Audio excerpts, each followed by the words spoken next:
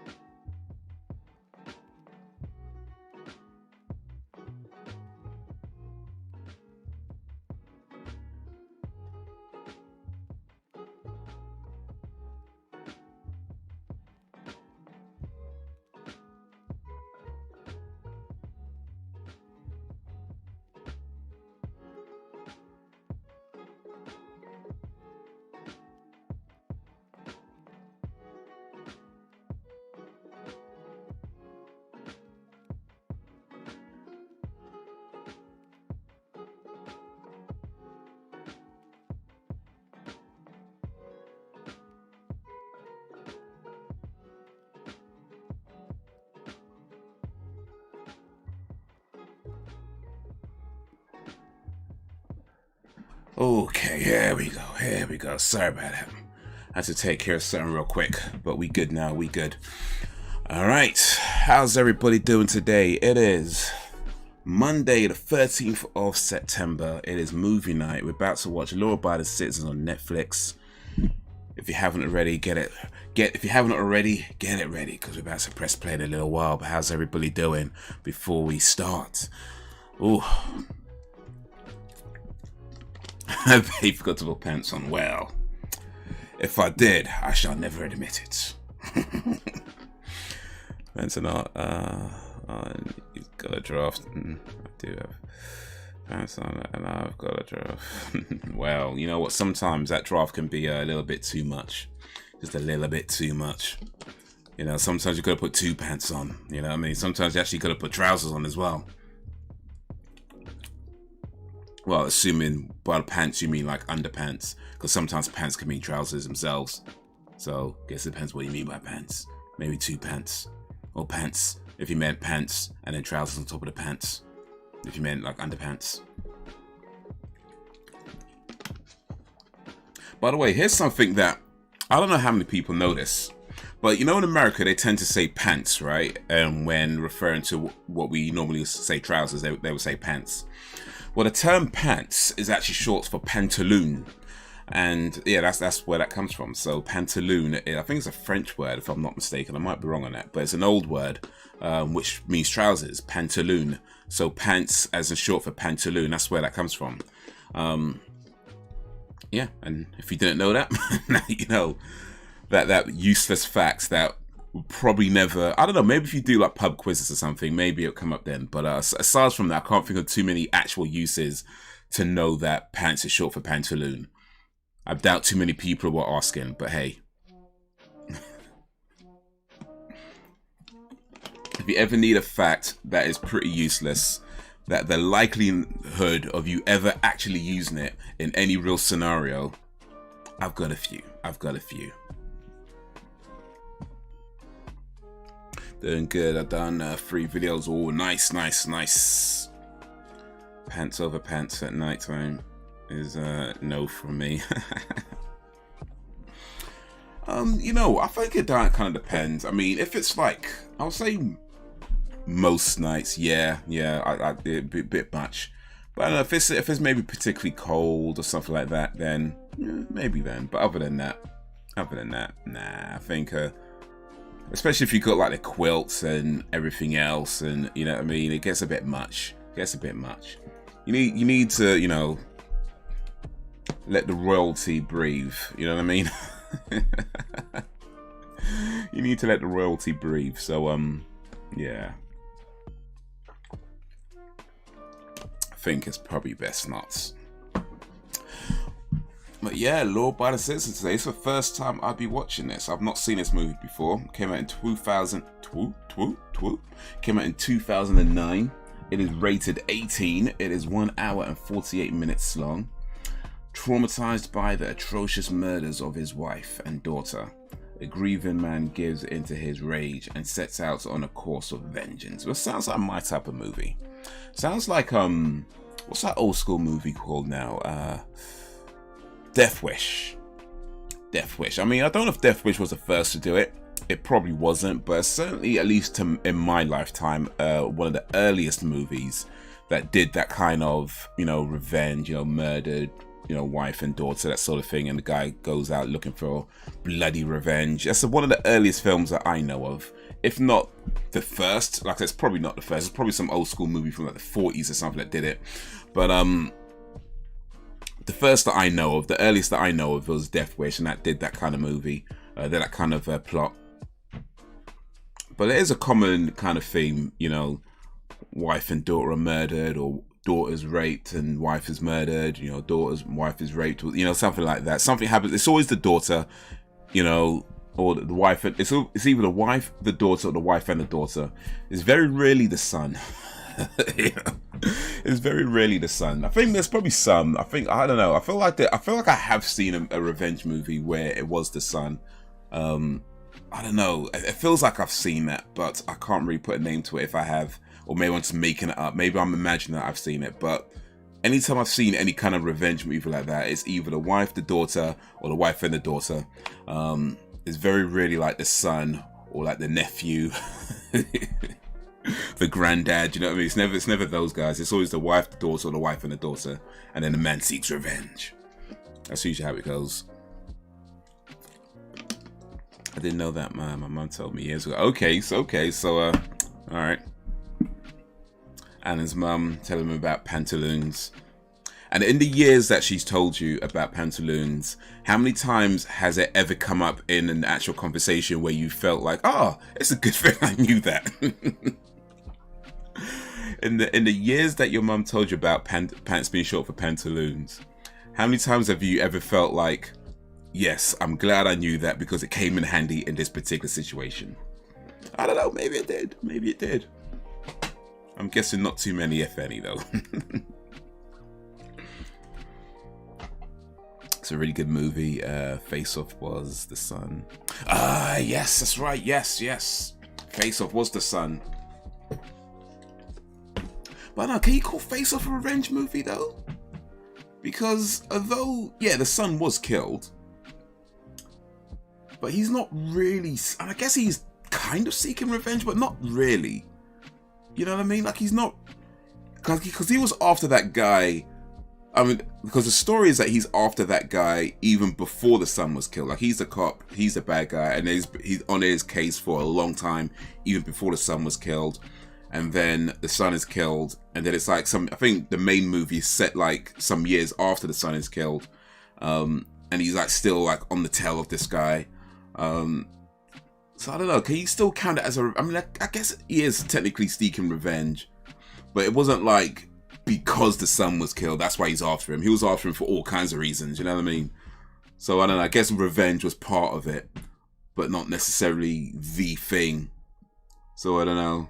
Can we still count that though? Can we still count? I mean, it's a good movie, by the way. Face Off is a great movie. I've not seen it for a while now. I can't remember the last time I watched it, but I've seen it a good few times at least, but not for a while.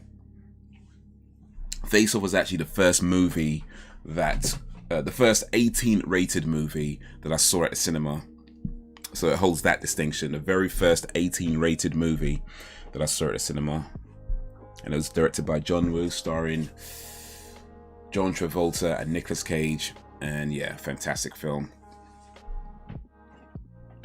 Never came in handy whatsoever. Oh, well, maybe one day. Who cares? Well, indeed it is. So looking for the movie on Netflix right now. Okay, Law-Abiding Citizen. You need to get set ready. Get it ready on 0. Am I on 0, by the way? Yeah, I'm on 0. Cool. Get it ready on 0. I'll let you know when to press play in a little bit. If you got Netflix or any other way you can watch along, or if not, you can still come along and have some fun. Sam's ready. Awesome. Do-dun, dun, do-dun. Do-dun, dun, do-dun. This film's got Jamie Foxx and Gerard Butler. Gerard Butler was King Leonidas in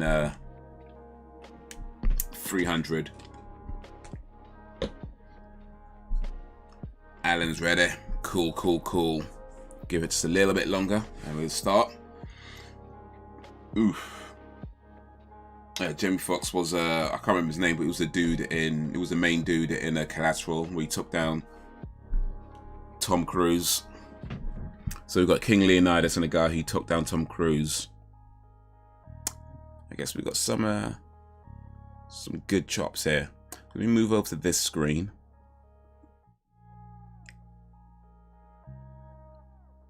And we're going to press play in just a little bit.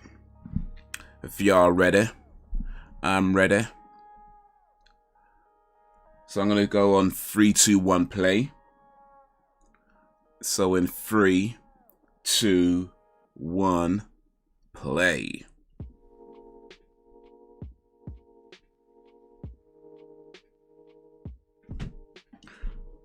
Who here believes in signs?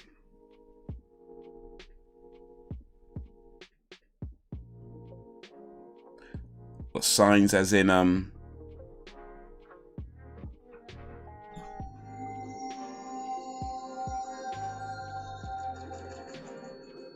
what, like you know, when something happened and you feel like it's a sign that something else is going to happen. Like I don't know, like you're about to go out but the door wouldn't open and there was a sign that you felt like maybe I shouldn't go out today. That kind of stuff. I believe in road signs. Well, I should hope so. Follow those road signs.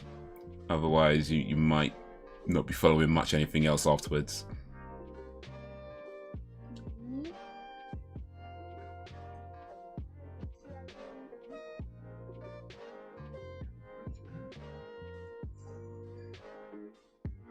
Yeah, that kind of thing. Okay. Yeah, I guess I kind of do. I mean,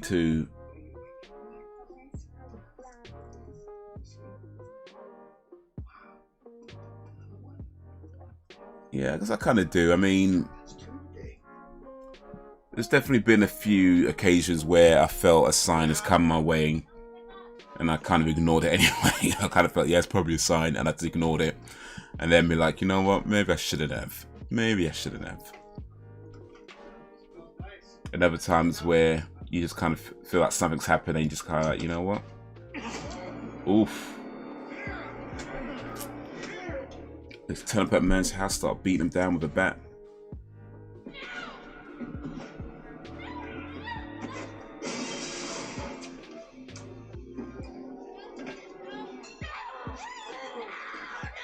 Screaming. You can't fight fate. You can't fight fate.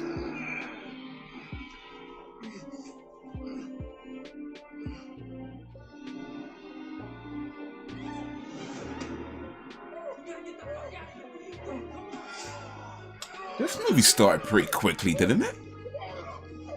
Like, it's been on what? A minute? 2 minutes? And it's already like, bang. Oh, of course. He's gonna have to rape her too.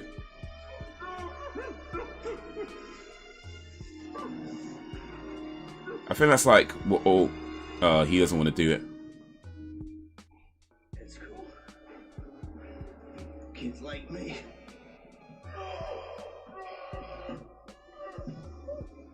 They've got their feet covered, so I guess so they don't leave footprints, right? But then they got their face but their face isn't covered. Like they can see them. And I figure that Gerard Butler doesn't die in this scene because, you know, he's the star of the film, or one of the stars of the film. So if you're gonna show your face, then you can't leave no witnesses. You know what I mean? Like, why are you leaving people alive and showing your face? That don't make no sense. So already we know they're dumb criminals. They had their feet covered, but they didn't cover their faces. Yeah, they're gonna get killed by the end of this movie. All those criminals getting killed by the end of this movie. They're getting murked. Oh, that's not a dream stats.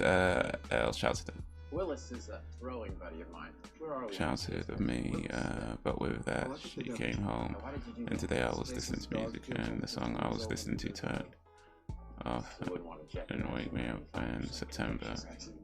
And came on. I don't have any Green Day in my playlist. It felt weird. Okay. You do know better, and you know that I'm aiming much higher than that. So what do you think that's a sign for? They filed a motion to dismiss, but there's no way that Judge Abrams honors it. I think that we can get him a big All that time, and that's what you come back with, sir? You might want to re-evaluate your research skills. What have you done? She's right. Mr. Dice? Legal's designed for this kind of thing. Check out Section 901 of the Organized Crime Control Act, and you should let Sarah track this case. Mr. Rice, last I checked, I was running this firm. She's already had the labor. I'll oversee it. I mean, Helen Keller can try this case. Okay, boy, That girl looks familiar. I can't think I've seen her before. I've seen her in something. Cantrell wants to see you. Alright, I'll be right there. No, Nick. He wants to see Nick. You still torturing Green? Let's just say I'm less impressed with his hobby of breathing heels. We can't hold on to Fordham. I went to Fordham Night School. What I learned at Fordham Night School is that law school's got nothing to do with law. Guess you skipped the course on inter-office politics. All I need is that you really like me. Isn't that what you told the campus? The Shelton case. I'm sure she's planning on moving in with her friends soon, so maybe it's a subconscious thing. Yeah. Maybe you're L's the oldest one, right? So maybe the lady's all grown up and mama's gonna miss her. You know? Because he's waiting for you right now. What? She's moving with her friends.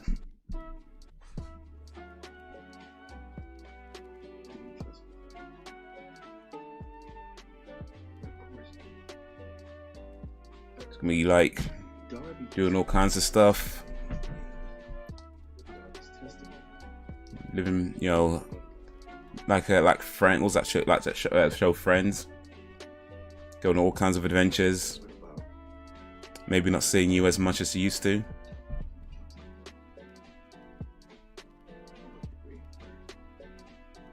I miss her cups of tea.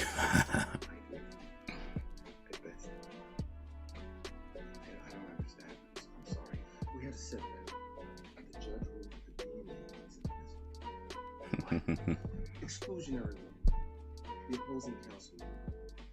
You said this part of the case was clear cut. We had the blood on the shirt. It's covered under the same. Well, what about the rest of the forensic evidence? It's not conclusive. I saw their faces. I saw them do it. I mean, kill my little girl, baby.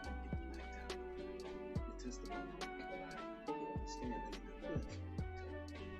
the jury's gonna believe me though, because it's the truth. We could lose, and then we'd have nothing. You would waste a whole year, spend millions of dollars, and then both of them can end up going free. They're both of them are guilty. Yeah, that's a tough thing about the law. Is like it's not what you know, Clyde. It's what you can prove in court. Yeah. It's not about what's the truth, it's how can you prove it. And that's the problem, because sometimes the truth can't be proven so easily.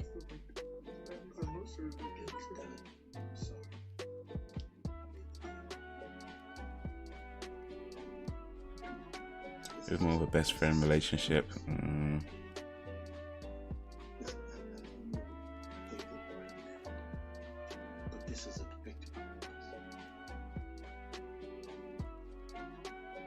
So you the cool mama that hangs out with your daughter in the club.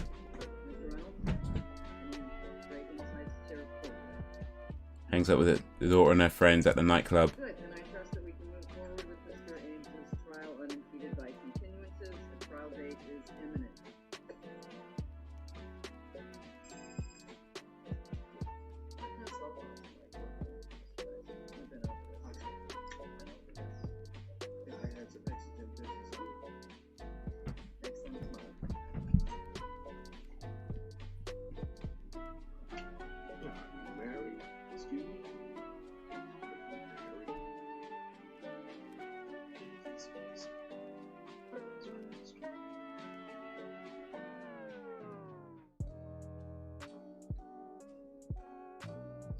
Ill for no man, but Ames deserves to suffer for what he did. Me, you can't fight fate.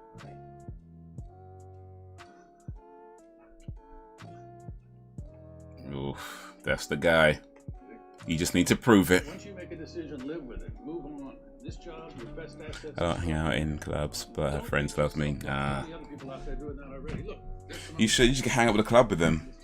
Next time they go clubbing, you should be like, yeah, I'm coming along with you. Woo! all right, I got one. Marcus Aurelius hired a servant to walk behind him as he made his way through the Roman town square. And this This one time I went to a club years ago, people praised him. back in my more prime clubbing days. This is a while ago. But I remember there's this one girl there, kind of fit, probably about my age, maybe a little bit younger. But she was there with her mum. And when I say her mum was banging, oof. It didn't matter that she was like clearly older. Like, I mean, at the time I would have been, I guess, I don't know, 25, 26, something like that. And she would have been easily like in her 40s.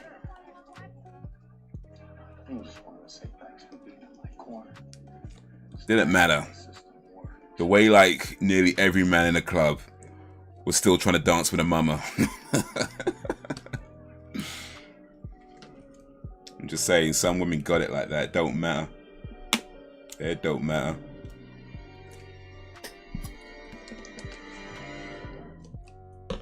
Let's go.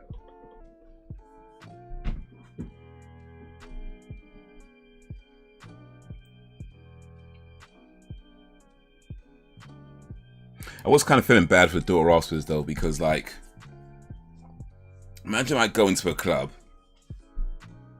and you're dressed to kill and you get upstaged by your 40-plus-year-old mama. Oof, that's gotta suck.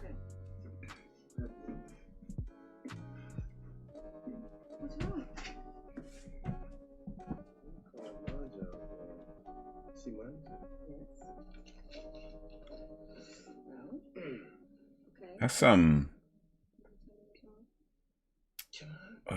I can't remember her name right now.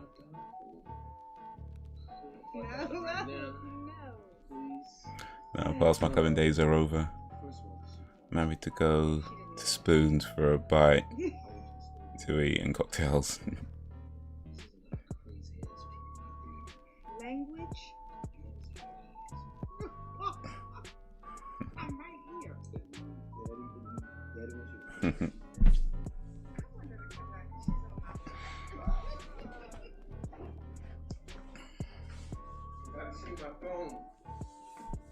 10 years later.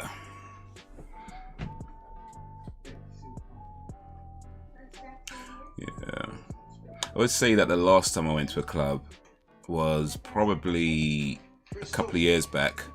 Maybe about a year. Yeah, about probably a year and a half, 2 years ago. And it's kind of one of these things where, you know, I was out with friends and it it weren't really planned. At least I didn't plan it. But I was out with some friends, and some of them were like, "Yeah, let's go to a club." And I was kind of like, "Nah, it's cool. I'm gonna go home." And no, let's go. And I was like, "Nah, I'm not really into that sort of stuff." I was like, "No, let's go." So eventually, I ended up going, and I mean, you know, you have fun, right? Because you're hanging with your friends or whatever. It's fine. But yeah, when you just start looking around, but the way you just like feel old in those places, like, bruh.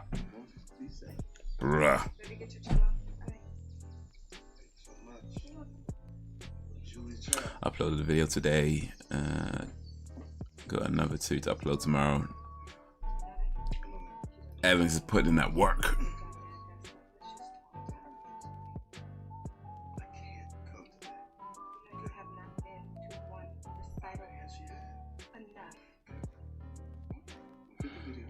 Used to be the tightest Corsairs back in my clubbing days.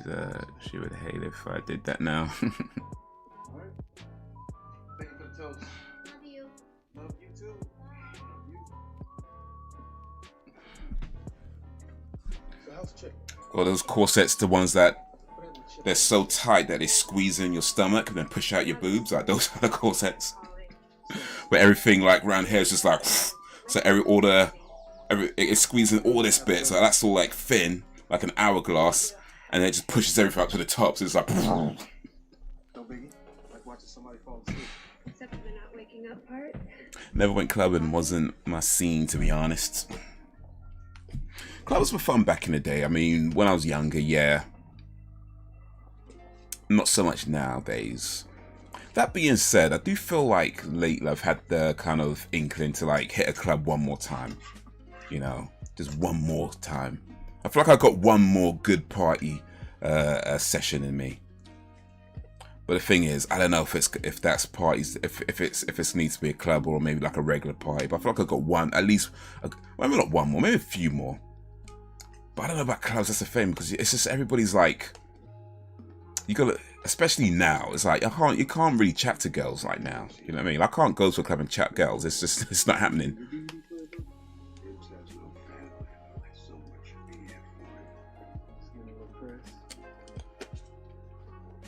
Because like everyone's gonna be like,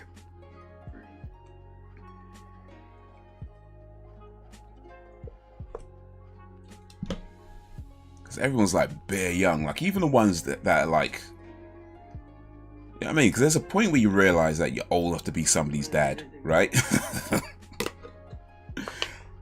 should have never been there. But I swear to God, I didn't kill those people. Oh, that was the other guy. Wrong man's down here today. The one that didn't do it. He was just there. Well, he shouldn't have been there, but still. He was part of it, but he didn't do the deed.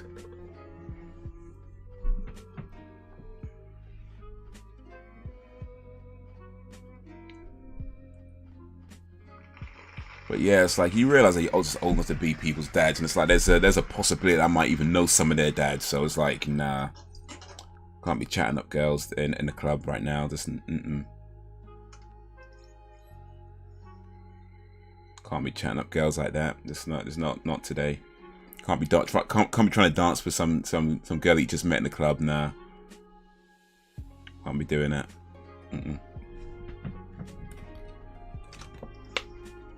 Yep, and cut off your air supply.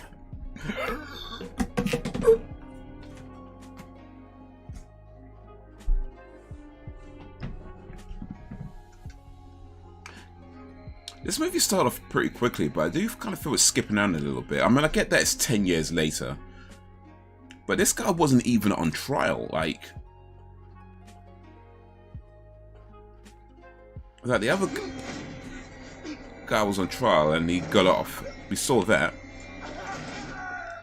And I guess, of course, something happened in these 10 years, clearly. But I don't know. You feel like he should have seen something. What the hell is going on? They poisoned him. He's dying. Look at me. What the hell's going on? Death by lethal injection.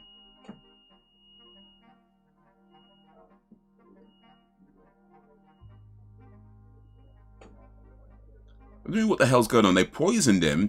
They gave him a death penalty. Okay. Like, what did they think was going to happen? He's dying. He's in pain. Oh, did somebody kill the guy you were trying to kill? What are we calling this? Clear violation of his Eighth Amendment rights. Cruel and unusual punishment. Also, Yeah, the machine. How does it work on a good day? It's designed to be pain-free. 3 drugs, administered in a specific order. From this point on, we're operating under the assumption that the machine was corrupted. we're gonna need a list of all the people who had access to that machine. My people would not do this. I appreciate that, Warden, but I'm gonna need more than a hall pass and a note from Mom. Detectives, got stuff the back of the machine. Check it out. So somebody tampered with the machine to make it painful. What is it, Nick? During the home invasion, Ames's accomplice said to one of the Vics, "You can't fight fate." Then he said the same thing to me in court. I can't remember his name. Have a look at this. Can't remember his name. Well, it was 10 years ago. James Dark. You got history with him? Put him away. It's about after the trial. It was extenuating circumstances. The only extenuating circumstance should be he didn't do it. Still, 3 years at Marion? What would the point of like tampering with the machine to make it painful? He's gonna die anyway. Like, why does that matter? Like, why commit the crime of tampering with the machine to make the death painful when they're just gonna kill him anyway? Like, the end result's the same. It's like you're committing a crime for no good reason. You know what I mean? Like, he deaded now for sure. He dead.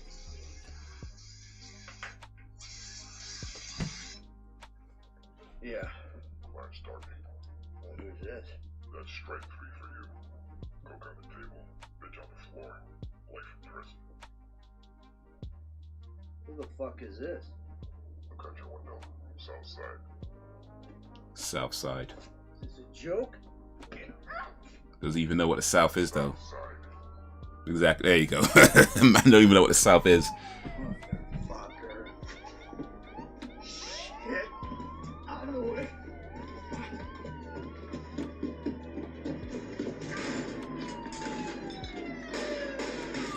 Shooting at the cops. Oh, you going down now.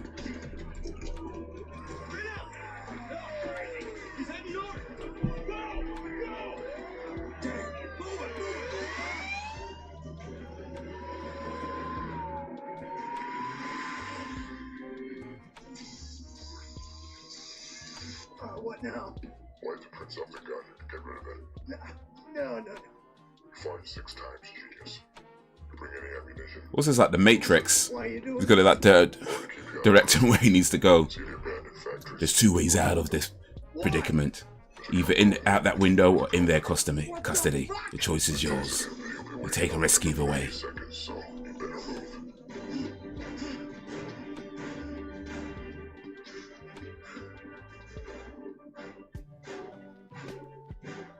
He's gonna steal a cop car now.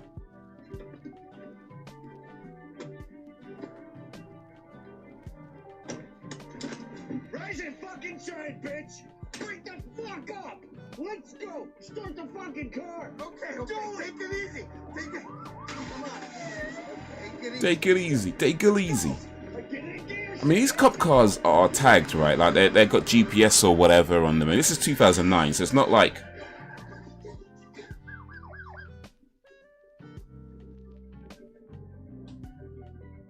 Yeah, these cars would have had GPS tracking and, you know, they're monitored as to where they're going and, you know, all that kind of stuff. So you couldn't just steal a cop car.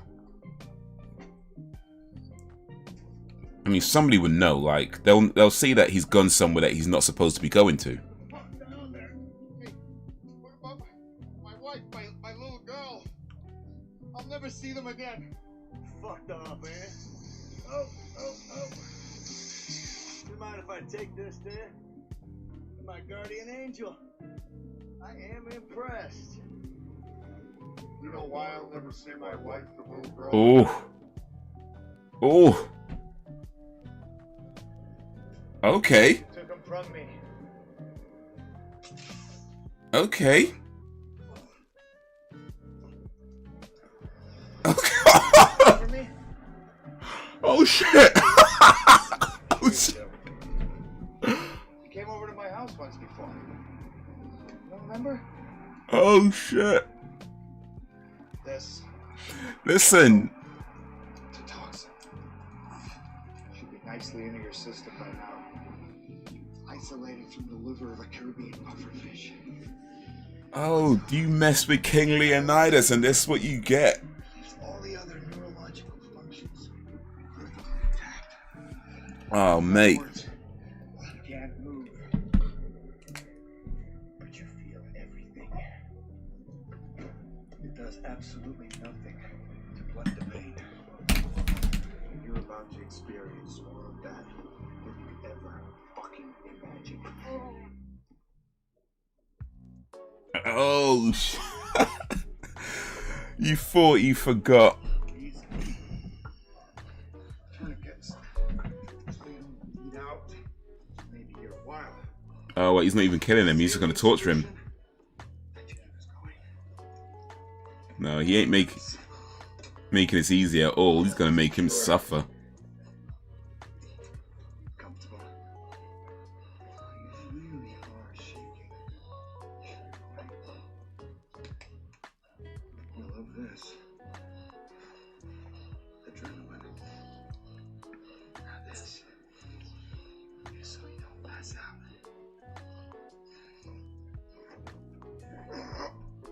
Does that feel good? What we don't want is you swallowing your tongue, so bear with me.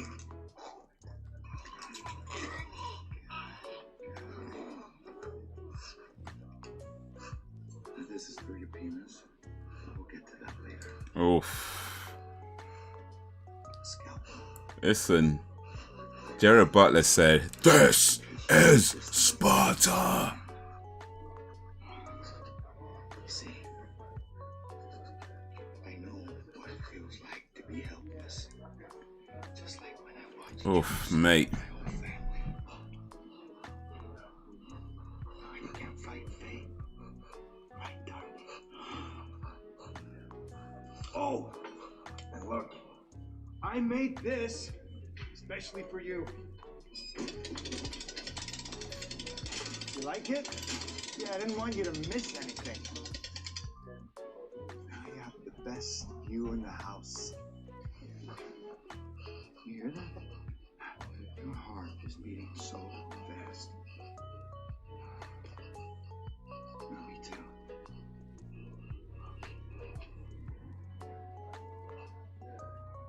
Nothing can watch you suffer. When he played the Phantom. Okay. The last thing you ever see is I cut off every single one of your fucking limbs. See, I wasn't lying. I saw in the movie White House Down as well. Yeah, I haven't seen that one. Well, I haven't seen Phantom or White House Down actually. I've only seen maybe like 2 or 3 Jared Butler movies.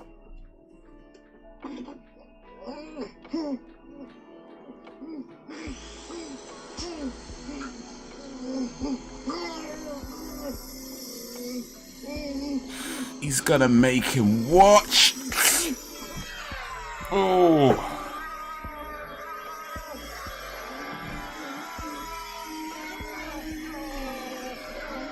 Bruh. Thanks for the car.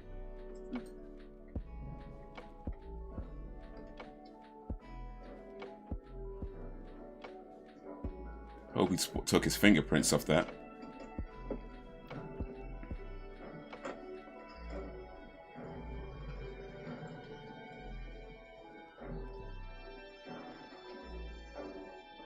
Bruh. Okay, these are all the case files on Darby. I vetted through what I could. We have crime scene photos. Don't need to see it. Okay.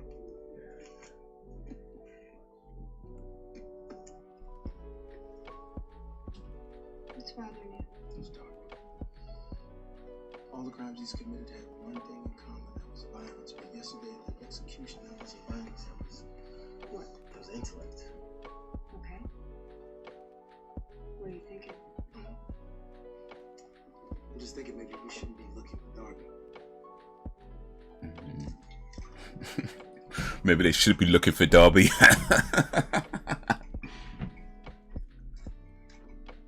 Oh.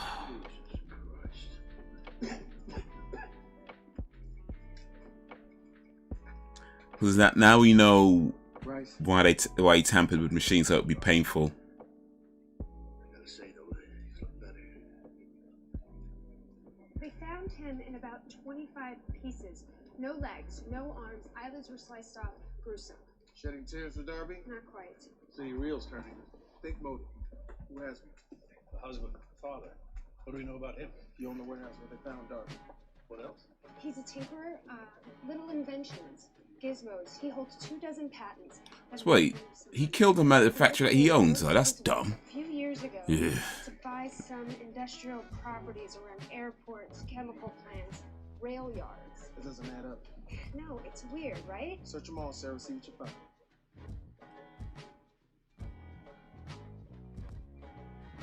You kill the guy at the factory that you own, the warehouse you own. Like, dude, come on, man. King Leonidas should know better.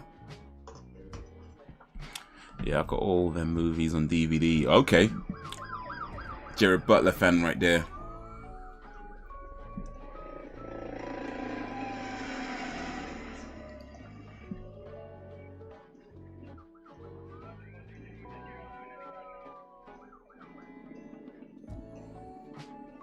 Or maybe that was the plan to get caught. Maybe he never intended on getting away with it.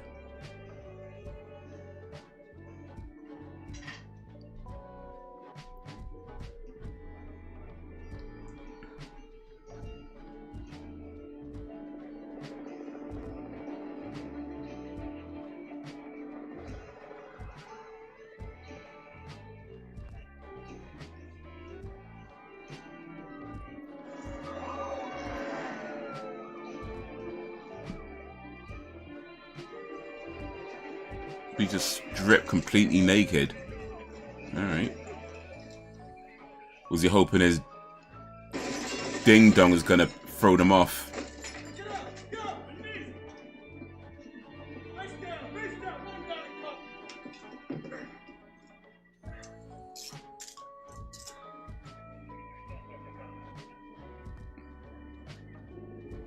They put pants on him. They're like, nope, you ain't walking out here butt naked.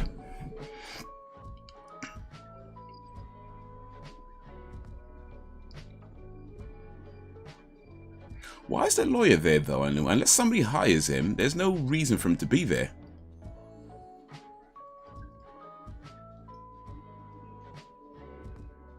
Or is he like a district attorney or something? I'm not sure, they might have said that already. Is this guy a lawyer? No. He's an engineer.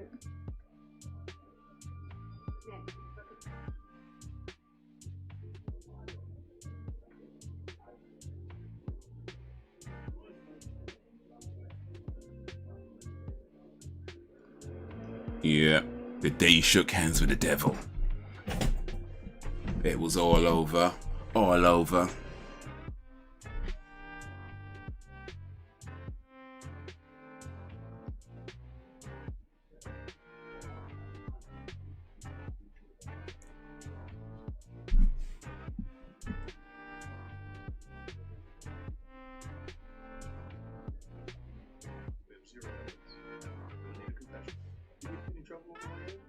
No, not.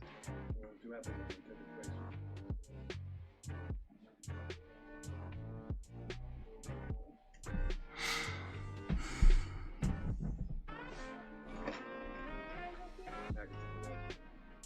Oh, yeah.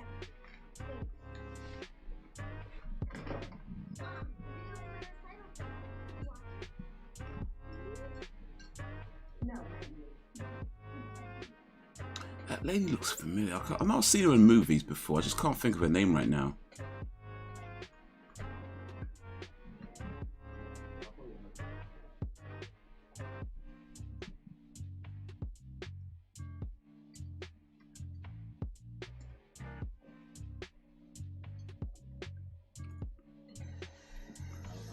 Oh, little girl, turn that off. Turn that off, little girl. Oh, no. Oh. That was not meant for you.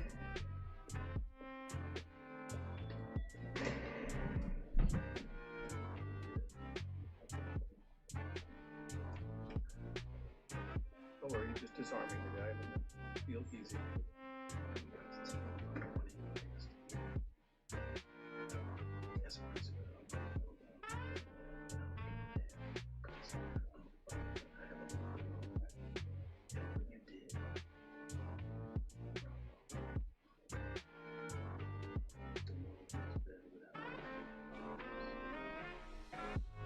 You're not gonna see this shit.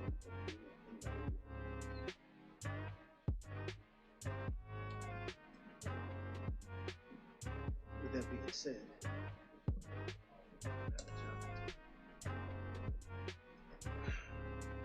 I'm gonna ask you some very simple and direct questions. I suggest that you answer them in the same fashion. Is your name Clyde Alexander Shelton? Yes, sir. And you've waived your right to counsel, correct? Yes, sir. You sure you want to do that? Did you murder Clarence Darby? I wanted him dead. He killed my wife and child. Rupert Ames, did you murder him as well? Rupert Ames deserved to die. They both deserve to die. You arranged both of those murders. I planned it in my head over and over again. It took me a long time. He wasn't trying to get away with it. Counselor, you might want to cancel your 12:31 for Judge Roberts. Excuse me? In fact, you might want to cancel the rest of the week because you're going to be busy. Sit down. Tell him. Tell him. Doug, we have a confession. Oh, you do? Yeah, on tape. See, in our profession, we consider that a slam dunk. Oh, really? I don't think so. Let's think back. What did I say? Yeah, I planned it in my head. I wanted him dead. Clarence Darby? Yeah. Yeah, sure. What father wouldn't? Both Darby and Ames deserve to die. Most people would agree with that. That I planned it over and over again in my head? Yeah. Yeah. Took me. Who wouldn't fantasize about that? None of these are in the mission to kill Nick. You might want to check the date. We know you did it. Well, it's not what you know. It's What you can prove in court. The only problem with your theory is that Darby's body was found on your property. One of my many problems. An old abandoned warehouse thing. Junkies, they trespass there all the time. Isn't Darby involved in the drug thing? That's an unsavory world. I bet you a jury would agree, or perhaps someone was trying to frame me. There's a lot of assholes in prison that know what's every day. Let's stop looking around. I should have any more in Hey, man's got bars in this, isn't it? Well, that's easy. You're the one who makes deals with murder. Alright, see you in a bit, Al. So I've come to make mine. I will give you a confession, a real confession. You just have to give me something in return. Yeah, well, since you are murdered, what might that be? A bed.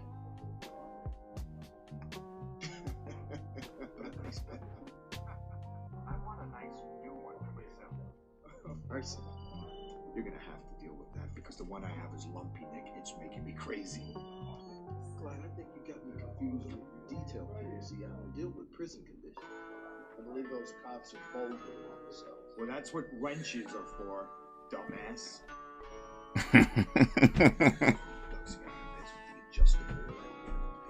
Adjustable lumbar. I've seen it. That's the one I want. Because really, Nick, frankly, I don't think I'm going to be able to focus on much of anything until I've had a good, revitalizing night's sleep. Therapeutic duxie on bed. So that's the deal. Give me my bed. You get your confession. Let me think about it. No. Fuck no. Yeah, close enough. Missed that one word. Here's the thing though, if he's saying that he will confess, isn't that in and of itself a confession? Because you can't confess to something you never did. What are you doing? So the fact that he's promising that he will confess. He doesn't make this kind of decision. Take your ego out of it, Nick.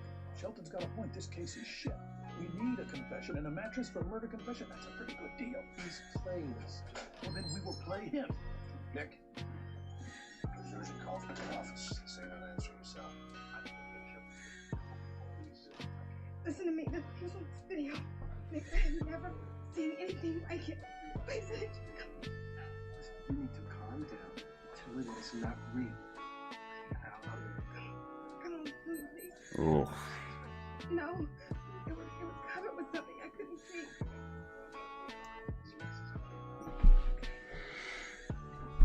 Yes. I sent a DVD to my house. Them killing Darby. What? My daughter saw it. You recorded it? You got it. You're on the mask. I need that confession. You still want to bargain with this man? The art of the possible, Lord. Hey, that's the guy. He was in 24. He played the president. I think that was him. It looks like him.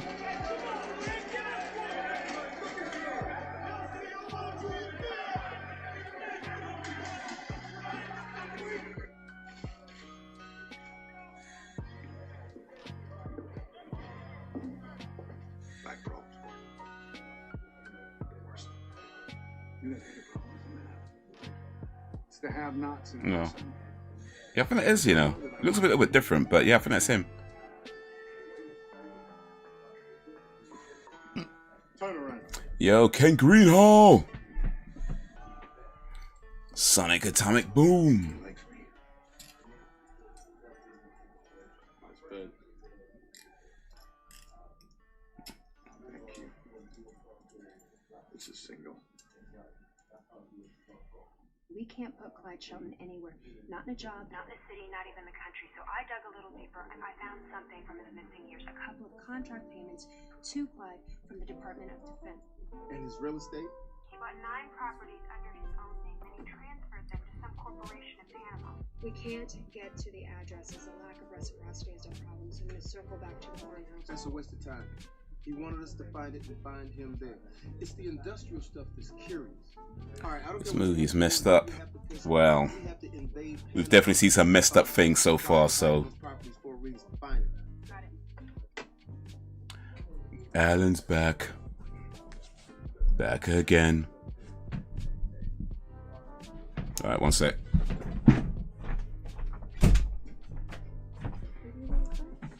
Ugh. Does there ever go around? Well, still getting through this movie, so let's not get too ahead of ourselves just yet. We're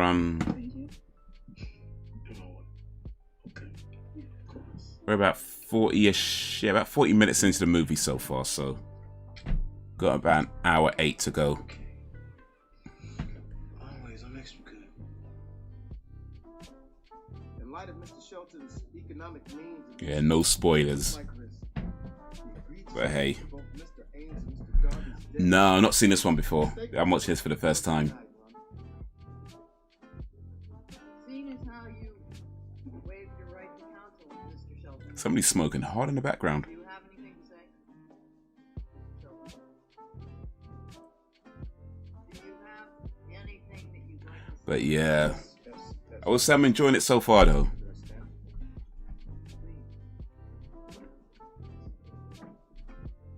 Right now, Jared Butler's just got his bed. Your Honor, I'm a law-abiding citizen. Just a regular guy. I am not a flight risk. This is my first alleged offense. The prosecution has not presented one single piece of evidence against me.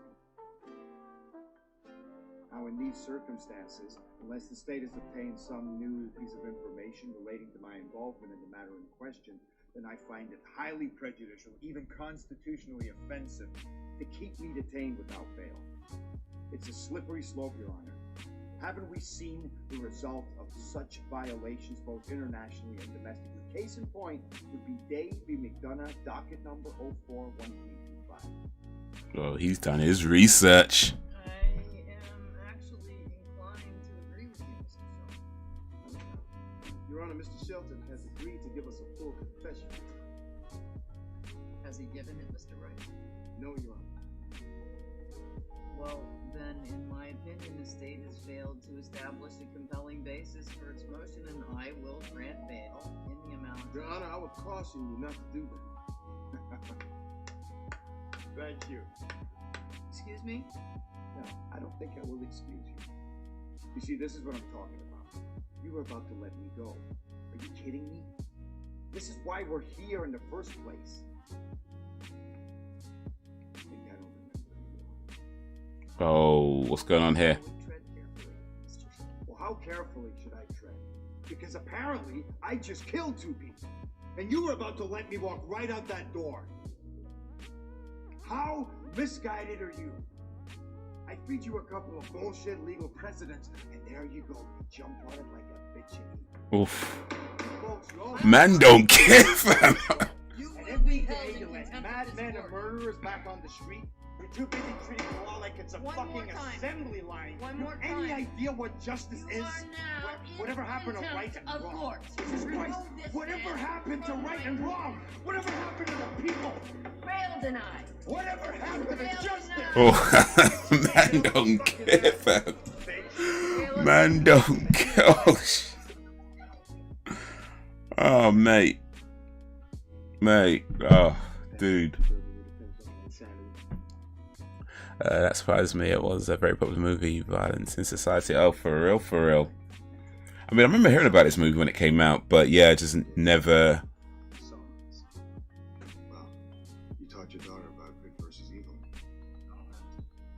But that's what this movie was about. Good conquering evil. The righteous prospering, the wicked suffering.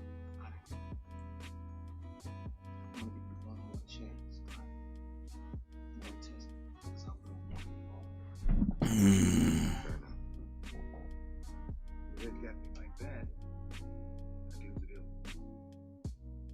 That was you on video killing Clarence Darby, wasn't it? Yes, that would be. Okay, fair enough. That was me, Clyde Shelton, on the video, killing Clarence Darby. Not good enough, Clyde. I need specifics. I took his fingers with bolt cutters, his toes with tin snips, his balls with a hacksaw, and his penis with a box cutter. How's that for specifics? Switching the canisters was easy. Everything's automated these days, so I just hacked into the shipping company's server and swapped a few numbers around so the package came to me. Then I switched to potassium chloride with something a little more deliberate. Well, I'm tired of hearing your bullshit. I got everything I need. But now, I go home. You go to prison. You know, the righteous prospering, the wicked suffering. That don't make you feel better about the system. what if I had another confession? Call the priest. But another confession would mean another deal, Nick, so you would have to give me something in return.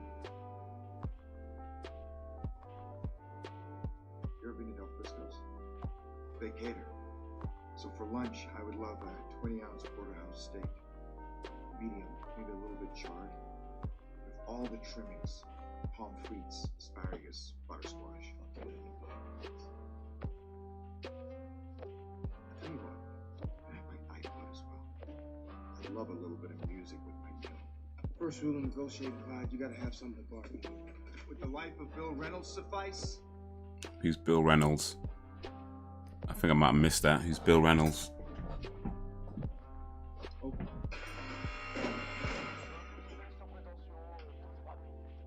Who the fuck is Bill Reynolds? Yeah, okay. Darby's attorney. Tell me you located him. Thank you, Mrs. Reynolds. Well, looks like I got something to bargain with that brother, Nick. At the moment, Bill Reynolds is still alive. I'll tell you exactly where he is. Just bring me my meal and my music at 1 o'clock exactly. 1 o'clock sharp. 1 o'clock, Nick.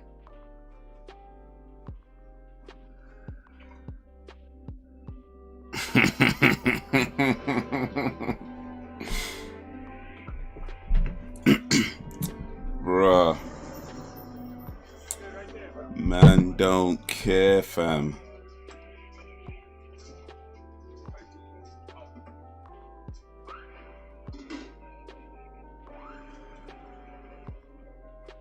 It's 5 to 1. I don't take orders from him or you. And inmates don't have access to the time. We tell them what time it is. I don't care if he has a Rolex or not. We need to stick to the timeline that was agreed to. Fuck him, Nick. Let him wait. First he saw the guy's dick off. Whether you like it or not, we are on his time. Check it again.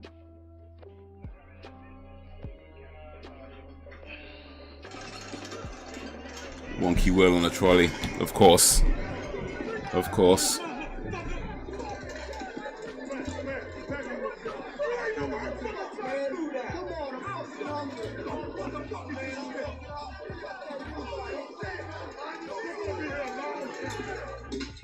Asparagus. Macaroni cheese.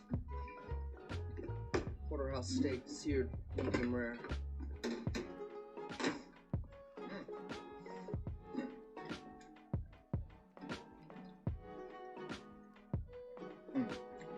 Napkin, Nick. Napkin. Oh, excuse me, waiter. Might want to put 30% down for yourself, man. Hey, what time is it? 1 o'clock. Is that right, Nick? His phone away. Well, that's disappointing, Warden. I mean, how can you expect me not to fuck with you when you can't even be honest with me? But later night, Clyde, have what you asked for. Can I have some silver, gentlemen? You get a spork.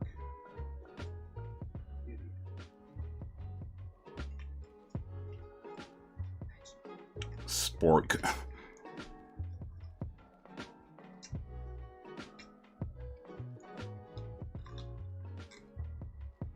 Come on, Clyde.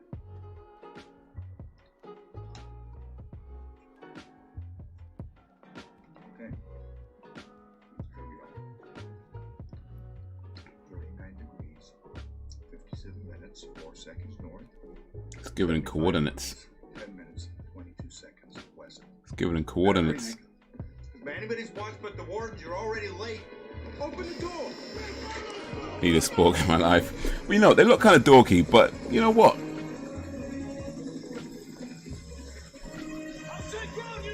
They're pretty useful.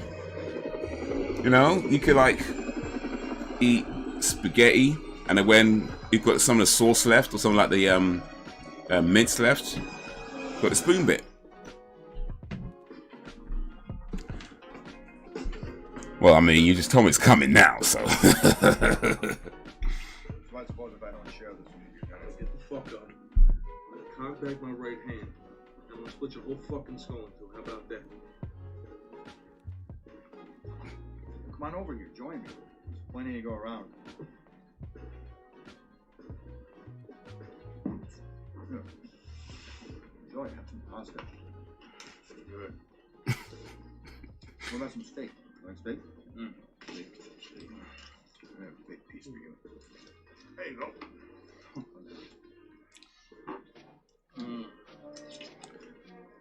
Good, huh? So he just started eating with his. Man's been in prison too long. Didn't even care. He didn't even want the spork. He was just like.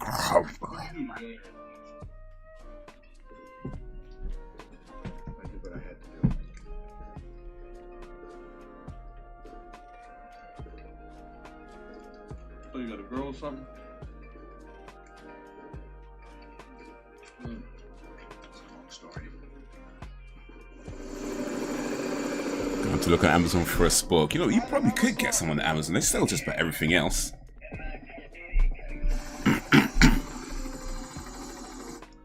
What about you? You wanna go?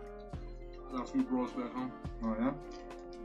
You have a boyfriend in here, now. Fuck out of here.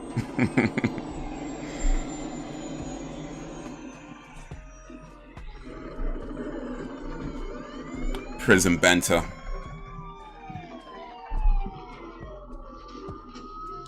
So here's a question. If you went to prison, how well do you think you can do? Like, let's say you went to prison for 10 years. Like, how well do you think you could do? You reckon you can do the whole 10 years and be okay? Or do you reckon, like... Oh...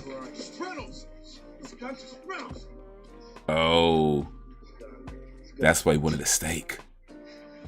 Oxygen? Get something to get him out. We got IV lines going to us. Got him cuffed. You expect well with spork. It just makes sense, doesn't it? You got the spaghetti, you got the fork, and you got the you can use it for so many different things. Oh. You like a gang, huh? Food. Good. Wanna take a shot at this? You know how to use it?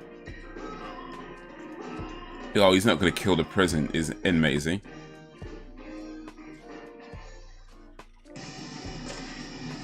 Oof. Why though? Why? Oh. There was no need for that.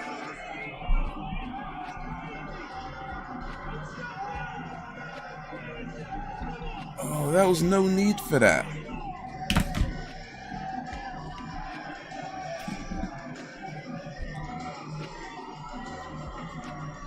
I don't think I could do 10 years inside. It's a long time, isn't it? I'm not sure I can do 10 years. See, I feel like I'm the guy that if I was facing 10 years in prison, whoever they want me to rat on, I'm ratting on. You know what I mean? Whatever names they need, I'm giving it up. It's like, yep, there was this guy, there was that guy, this other guy. I need a shower. Get him out of there! Delegate, what time do you have? 1:37. Took us roughly 15 minutes to get here. Yeah? Reynolds' air was rigged to shut off at 1:15. If Shelton would have got his lunch on time, he'd still be alive. Fuck this guy. He wants to play games, we can play games too. We need to take the gloves off. Oh, I think Clyde's already taken the gloves off. Hey Nick, it's Sarah. Listen, Clyde murdered his cellmate. The warden is furious. He's moving him to solitary. That's all I know right now. All that kid, I'm guessing you would need a shower. Right. Need more than a shower.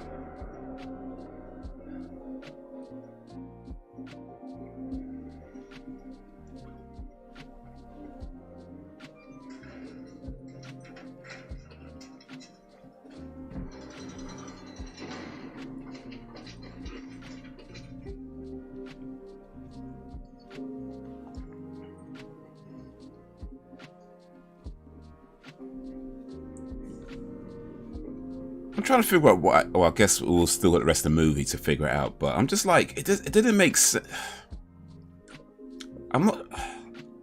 Why did he murder his? I mean, don't tell me because I'm not spoiling. This is what I'm thinking right now. There's no need to murder his cellmate. I mean, granted, his cellmate was kind of a little bit arsehole, but just time. But it seemed like they were getting along. They were making friends. Found Reynolds. It's too late. I had to call his wife and tell her that her husband had been buried alive. Well, justice should be harsh, Nick. Especially for those who denied it to others. The cellmate, what was that about?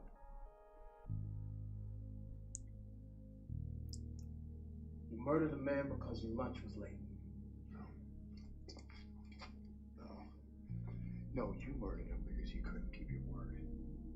We made a deal, you and I, 1 p.m. That's a pretty important principle I'd like you to start learning, Nick. Keeping your word. Well, what principle was at work when you tortured and killed those people? That everyone must be held accountable for their actions.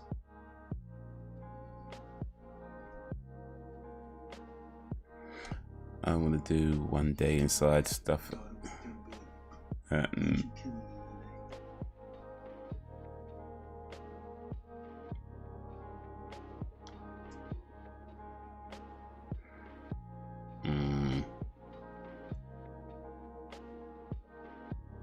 think I could do a day. I think I could do a day in prison, like 1 day. I could do a day. I mean, I'm saying that now. I wouldn't want to do a day. I'm just saying, I feel like if I could... I think I could do a day in prison. Maybe a week. I feel like a week I can do. But anything more than that? A month? A year? 10 years? Nah.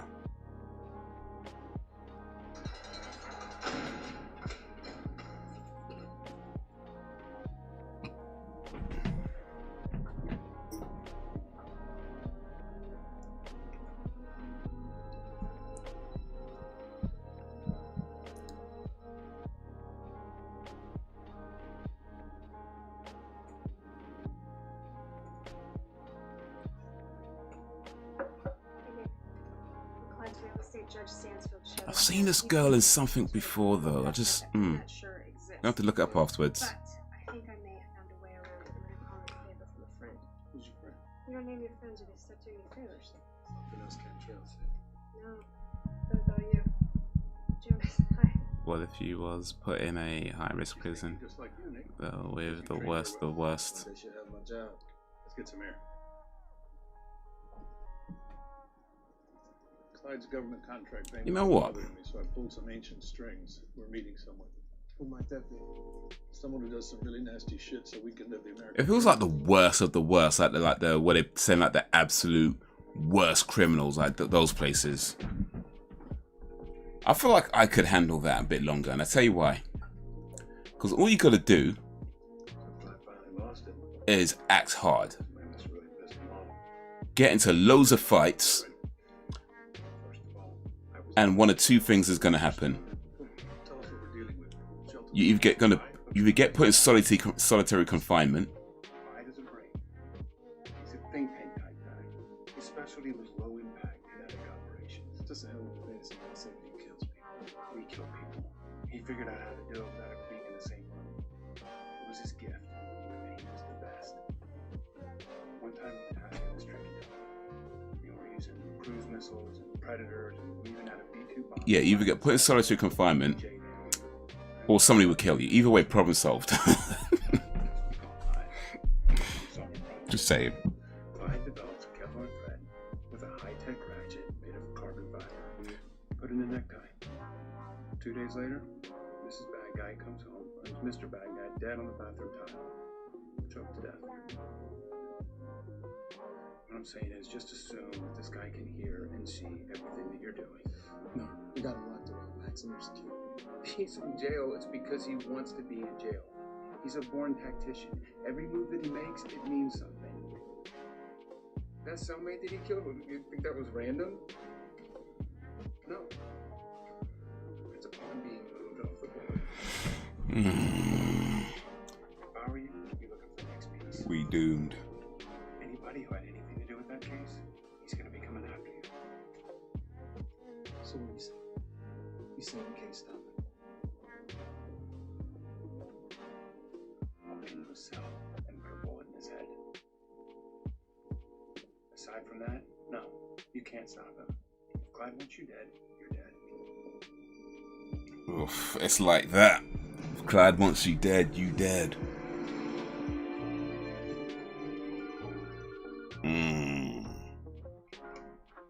So they broke into this guy's house, killed his wife and daughter, and it just happens to be somebody who's like a tactician in whatever it was, a military something or other. It's worse than we thought. Chester's your boyfriend, right? Chester. Yeah. Good. Maybe stay a few days at his place. And have Dunnigan send a patrol car to my house. Sorry.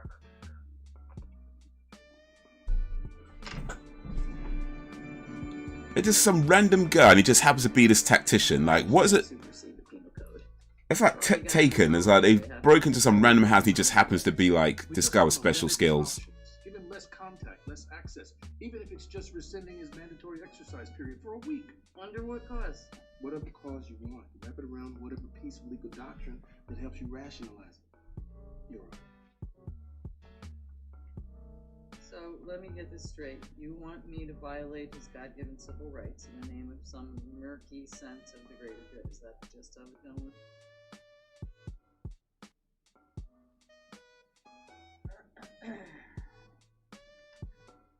Okay. I'm game. Oh, she corrupt. Plan on it sticking for long. All right. Well, you can take that after all the grief you've given me over cell phone. Well, that's one of the benefits of being a judge, Mr. Rice. I can pretty much do whatever I want. Hello? Oof! Ooh! Oh my God. Back up. You know what? I was thinking something's gonna happen as well. I was thinking something's gonna happen.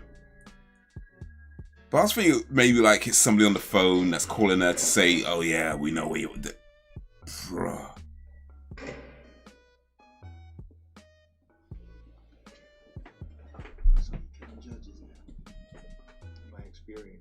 Lessons not learned in blood are soon forgotten. And vengeance keeps you warm. Vengeance. That's what you think this is about? Vengeance? Tick, tick, tick, tick, boom. For I'd real, 10 for real. years for vengeance, if that's what I wanted. You don't think that I watch you go to work every morning 8 a.m.? Or that I watch Kelly take Denise to school 8:50? No, I could have slaughtered you or your family anytime I wanted, Nick. You don't think about touching my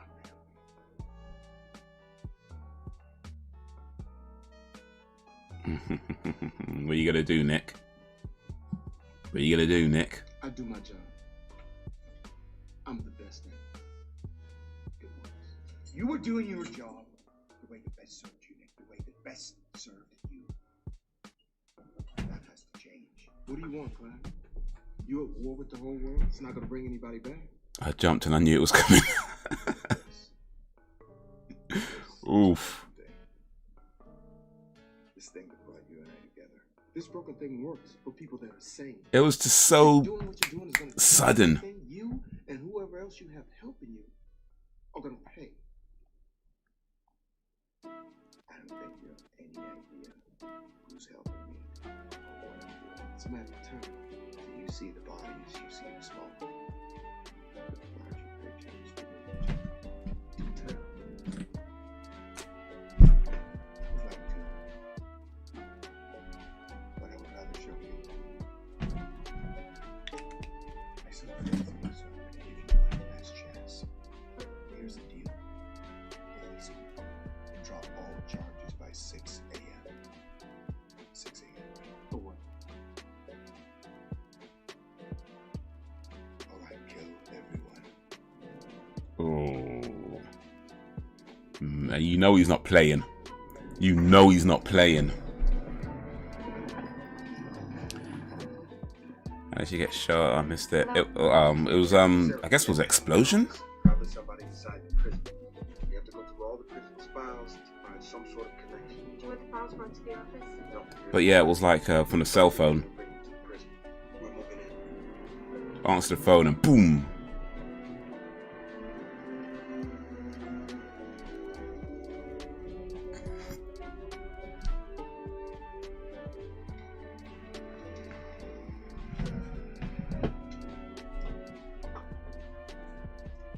Stop looking at your watch. Didn't take long for you. This treaty with Panama is a mess. We can't access anything about specific property holdings, but my friend found this tiny loophole that grants us access to clients' corporate expenses. Does that help?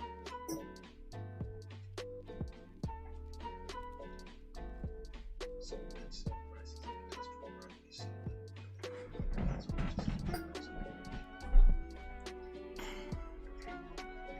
Coffee.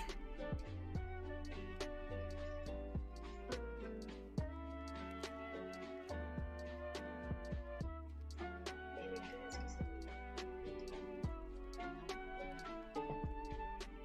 What you do with the same right now? But you still kind of take the dark. This is a job, Sarah. We have to make choices. Did you make the right choice? We make the right choice, right?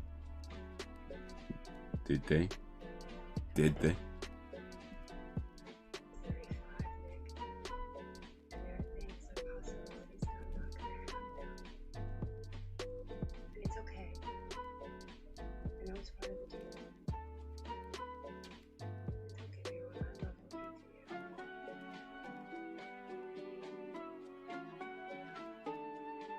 I just want to make sure that I gave you those things from more than just a high conviction.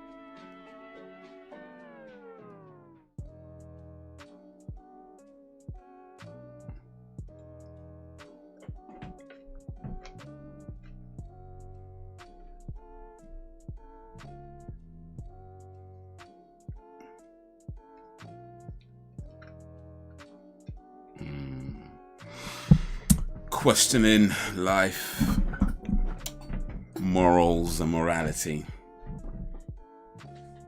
And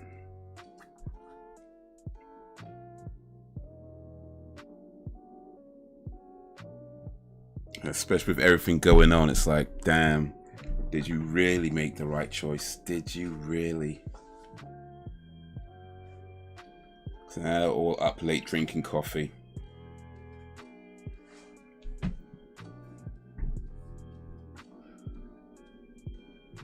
And Pepsi.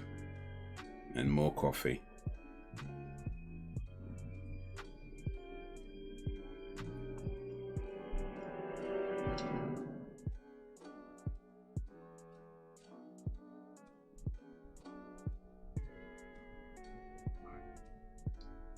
Alright, let's just get focused here. This guy's not God, he's not the all-powerful, he's just well prepared. We need to be equally well prepared. Take a couple of hours, go home, come back, and we'll get a fresh start. Okay? Well, what if he's waiting for them at home?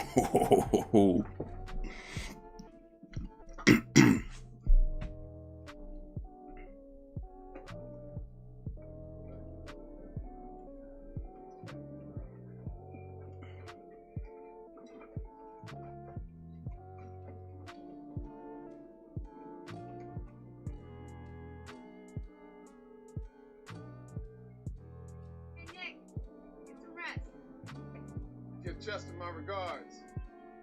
When do I get to meet him? Oh, he's not ready for that. Night, Jonas. Check the cars before you get in. Check your cars. Don't just get into your car. Check the car. Matter of fact, get a cab probably. Get the bus or something. Oh. What did I say? What did I say? What did I say? What did I say? Get the bus.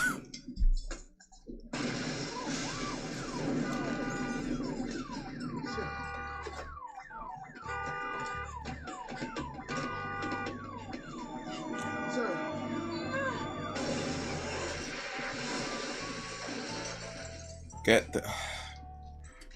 Especially he said he's well prepared. We need to be equally as prepared. Of course, get the bus. Why are you still getting your cars?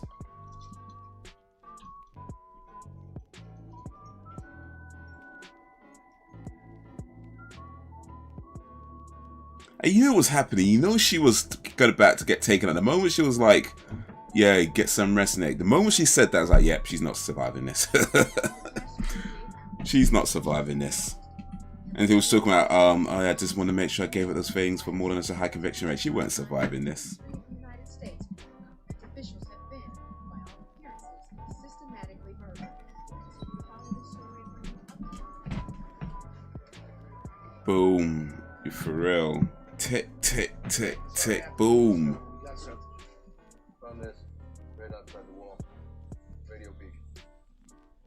Sent an arming signal to the car boss to go through the gate. Security said they checked every car. Check the gas tanks. Real precise stuff too. Could have taken out a lot more. What about next car? That's the weird thing. It's clean. Hadn't been touched. I gotta go. He wants Nick to suffer. He wants Nick to suffer. Listen, I understand. You're dealing with King Leonidas here. Leader of the Spartan army. Oh, that's Is that Viola Davis? I think that's Viola Davis, isn't it? Not only do we know who did it, we have him locked up and he's still killing people. You boys sure this one up. The press is what kills. Can someone explain this to me?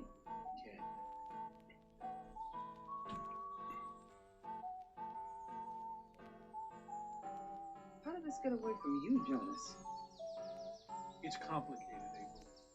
He's very smart. He's very angry. I assume he has an account. I'm not having this conversation. I don't care how smart he is or who's helping him.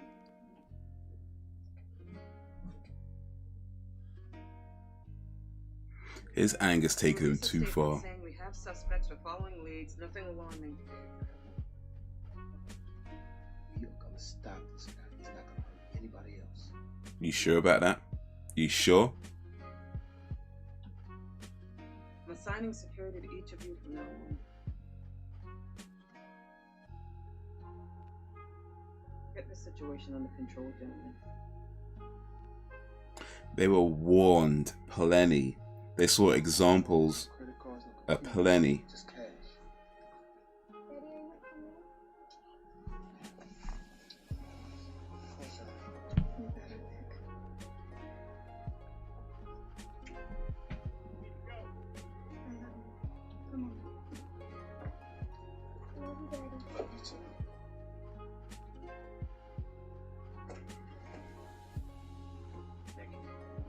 Phone line's clear. No brain cells in the tamper. Good.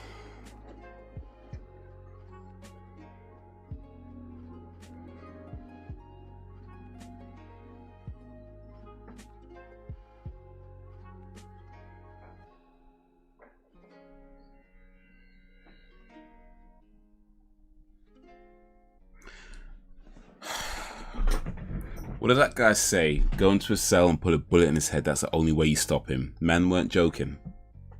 Man was not joking.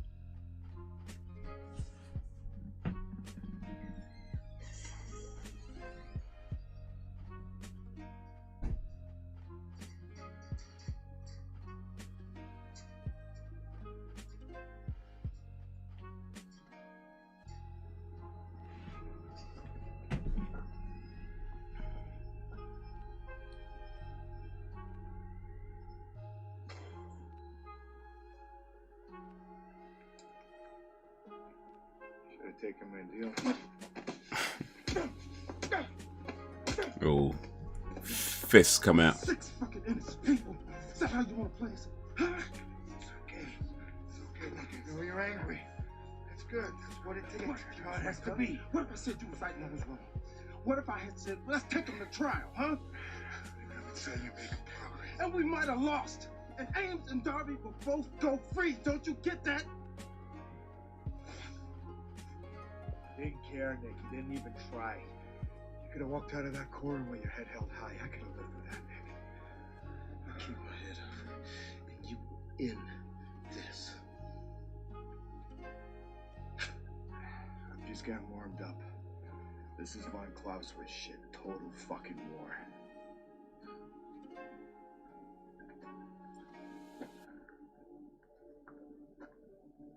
I'm gonna pull the whole thing down. I'm going to bring the whole fucking diseased, corrupt temple down on your head. It's gotta be biblical.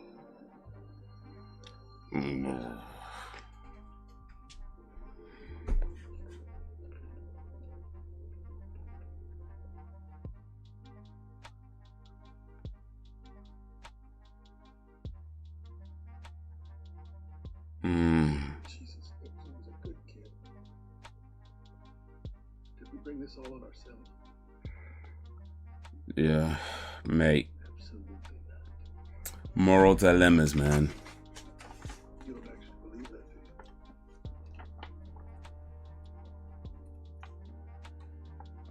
you? Speaking of moral dilemmas, I'm up to season 3, episode 5 or 6 of Atypical.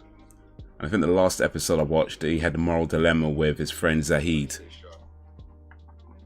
and Zahid's girlfriend Gretchen, and that didn't go so well. Spring as well as film has a message.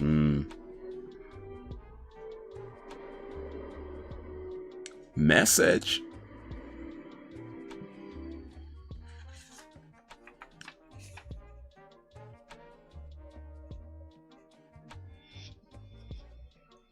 I mean, there's definitely a lot in here about the whole thing about right and wrong. Was he right to not go to trial because they most likely would have lost, or should he have just done it anyway?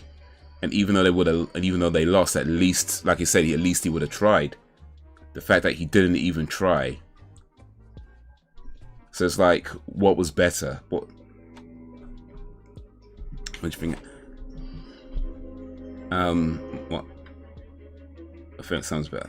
It's really good. I mean, I think towards the end of season, I've got about 3 episodes left of season 3 to go, and then season 4 afterwards. I actually end up getting through it a lot quicker than I thought I would because what was happening? Because yeah, it's just really good show, really well crafted, story wise, just really interesting, intriguing. I like that everybody has a story, so it's not just about one person, it's everybody.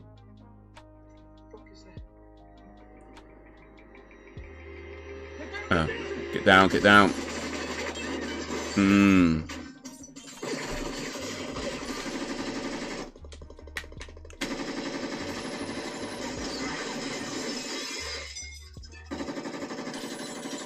Is somebody helping him from the outside? I mean, don't tell me, by the way. I'm just thinking out loud.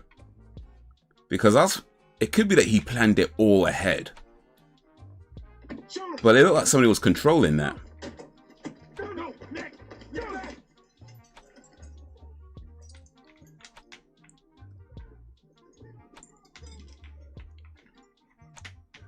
Please, listen to me. Oh. Just to make sure. Just to make sure. Because it looks like someone's controlling that, and he can't be controlling that from the prison because he won't have access to all that kind of stuff. So I felt like somebody is helping him, but now it's like, who? But yeah, no, Atypicals has been really good. Like I say, the story-wise, it's been really good. It's been, like, everybody... It's like how everybody's lives come together, and not just all about one person. You know, they all have their individual things going on.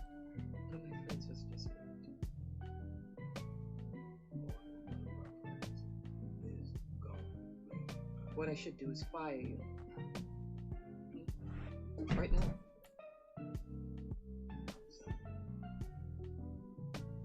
Is that your real answer?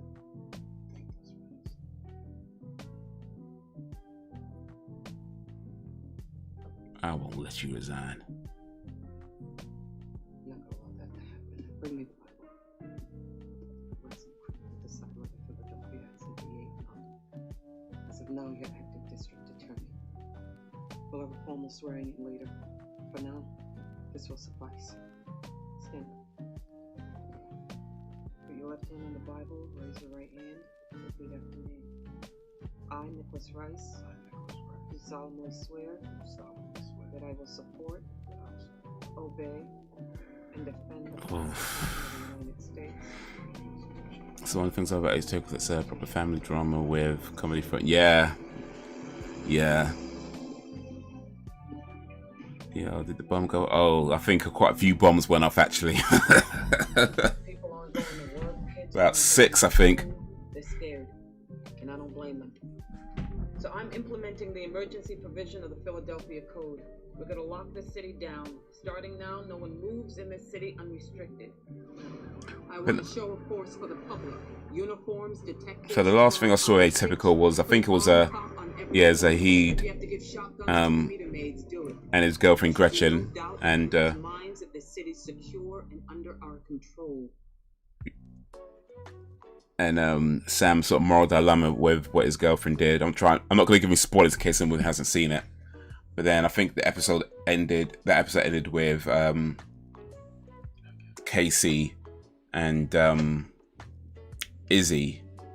Listen, that contraption that killed Cantrell, You know, their first. Well, I assume first. Might be only for all I know, but their first. And that's where it ended. But yeah, I've got 3 episodes left of season 3, then start on season 4. Nick, I'm serious. Appreciate the insight.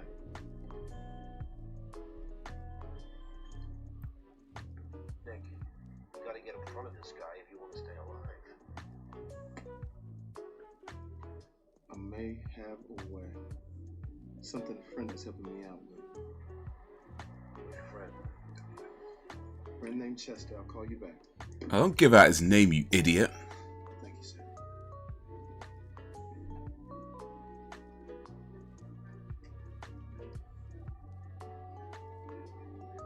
Where's Nick? Give me the real estate listing of every industrial property sold here in the last 10 years. So all the time, his boyfriend Chester could have helped. And apparently, he's just like sitting in the back. It was the bombs on the car that went off.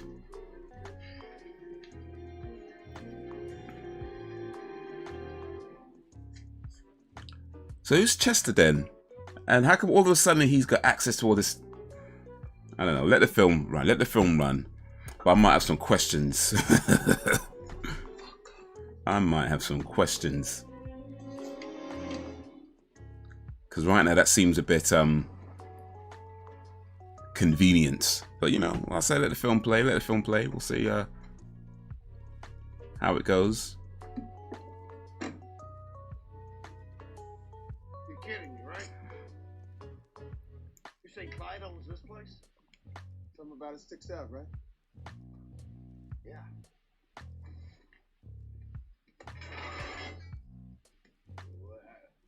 You gonna do what I think you're gonna do? What about the civil rights? Fuck his civil rights. Oh. So what sticks out about this place?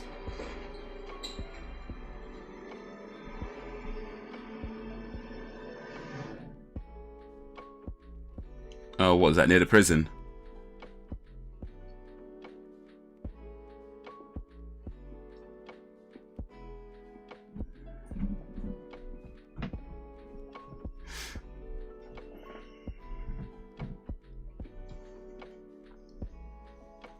I think Collage should have probably set up a fake ID and bought those things in a fake name, but I guess he weren't that smart.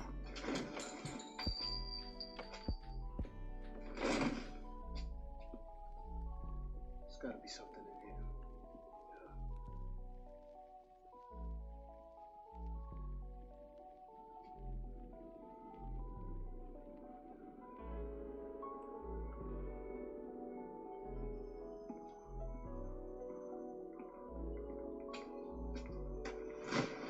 Remember this? From outside the house.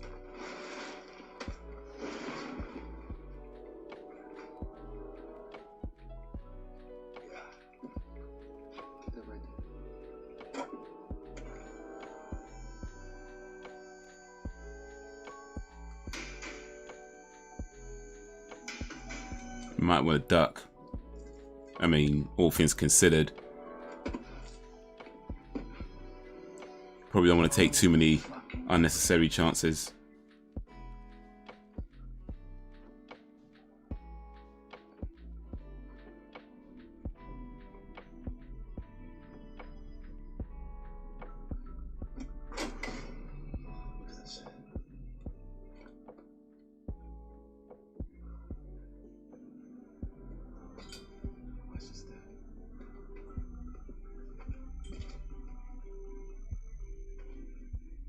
This guy tunneled into prison?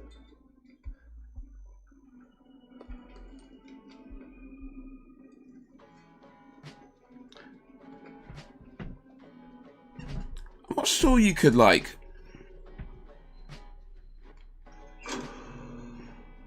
tunnel in and out of a prison and nobody notices.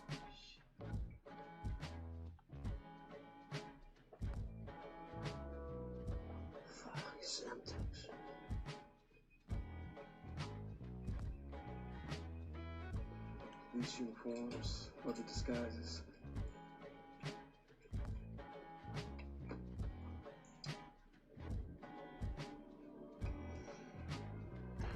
But what if they sent him to a different prison though?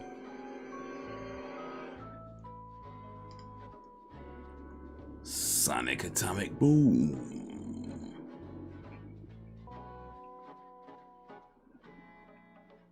Tunneled into every cell. Over here.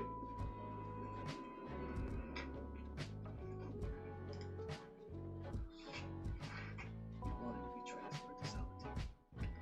Surprise, motherfucker.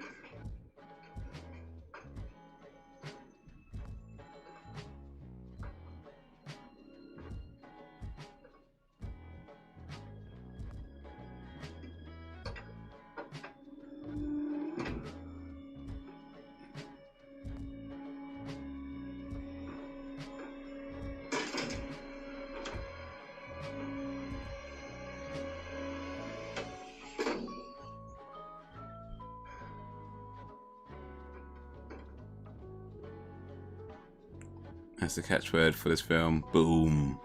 Well, considering what we've seen so far.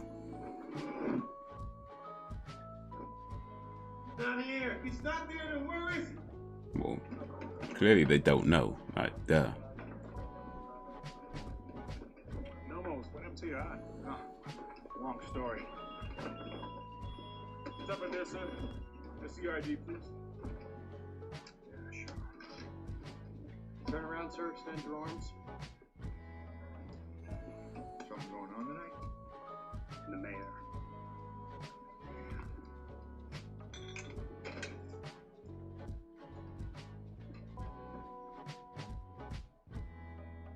This. He tapped into the prison cameras. Jesus, got cameras everywhere. Man, this guy was prepared.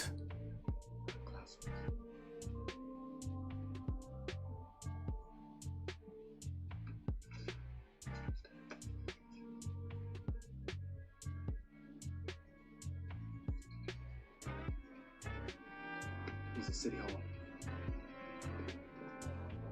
Here you go, sir. What's up, Lynn, sir? Don't worry about it.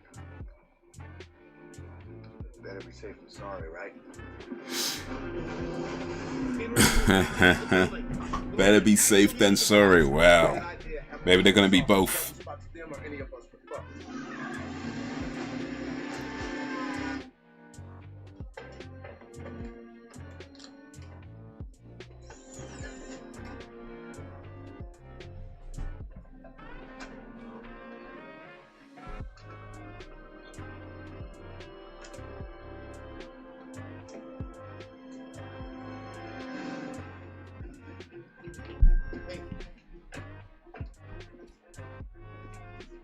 What's the tactical team? En route. They're coming in soft, no sirens. Bomb squad.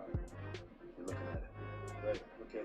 Just one guy, you know. Sir, as you take it west, you call.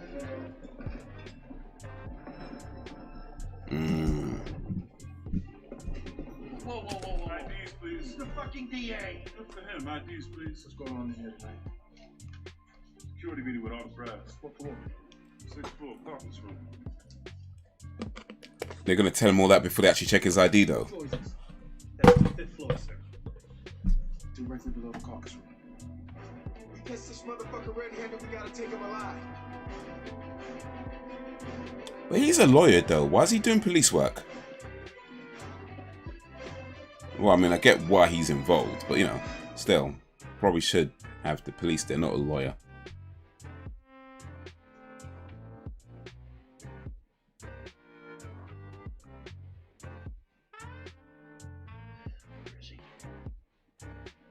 What are we looking for?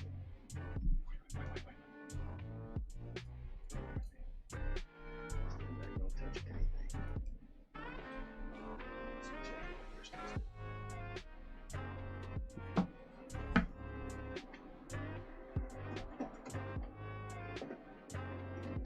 So he just walked out and left his cleaning equipment there.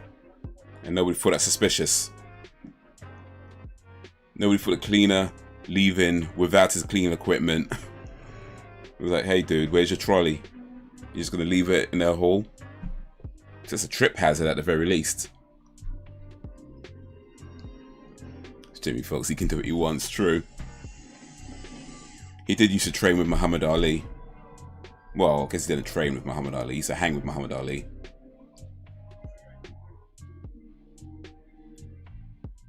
And he beat Tom Cruise, so, you know, there's that.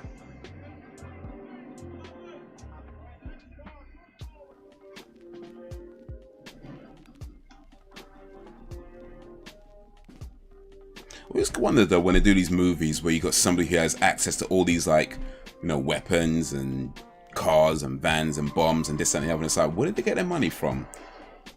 Because as far as we know, he's not working. And shouldn't the bomb squad guy have a bomb suit on? Because you know those big bomb blast suits that they have? Shouldn't he have one of those on? Granted, they don't necessarily do a whole lot, because if it explodes, even the bomb suit can.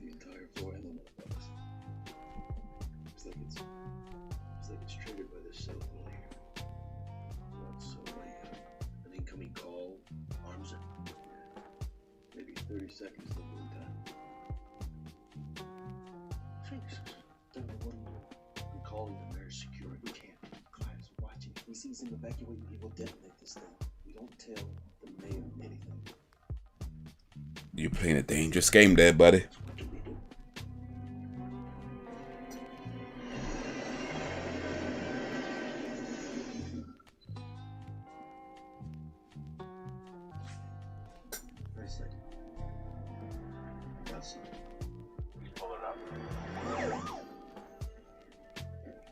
You think you react the same way as your butler if it happened to you? You know what? I mean, I guess this job paid for real. Must have. Whatever he was doing, was it a technical, tactical something? Yeah, that must have paid real well. I mean, I don't know, because on one hand, I'm not entirely opposed to the idea of an eye for an eye, right? That being said, I think what his character, what Clyde is doing right now, is definitely taking it way too far, because he's not just taking out the guys that did the deed, but all kinds of other people as well. So yeah, I do feel like he's definitely in the wrong for that.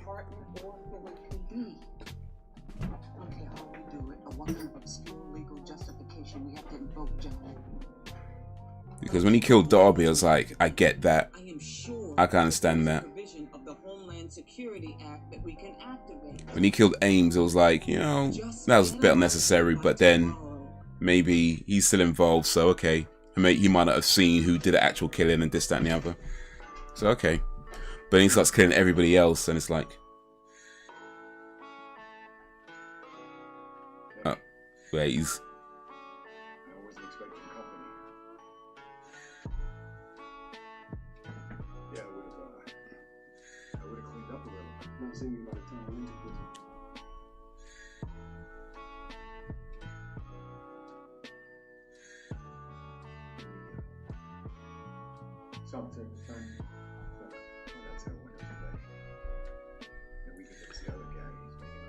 What about the girl he blew up? Well, yeah, that's me. Like he's going to. He went. That's what I mean. He killed all those other people. That's what I feel like it was. He's gone. We went too far when he started killing everybody else. I mean, I understand the anger, but at the same time, there's a point where you got to realize your anger doesn't justify certain things. So you set out to make a point, right? You made it. People still don't get it. They don't appreciate what I'm trying to say, man. Because now it's about something else. Now it's not just about his family. It's something else at play. Decisions that we made. We can only affect the decisions we're going to make. We're going to try to save you, giving you a way out. Big difference. Stand up for those principles you were preaching. See, we're all held accountable. That includes you. Do the right thing. Do the right thing, Nick. You just have to see it that way. By murdering all those people, all you're doing is destroying the memory of your daughter. You're causing the same pain that you suffered.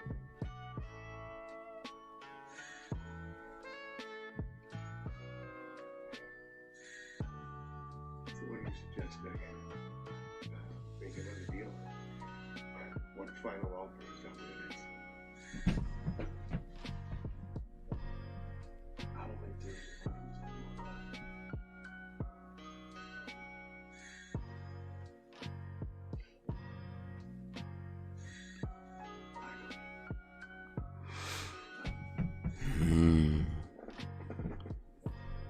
What about you guys? Would you do the same thing as Clyde? Or do you think he's gone too far?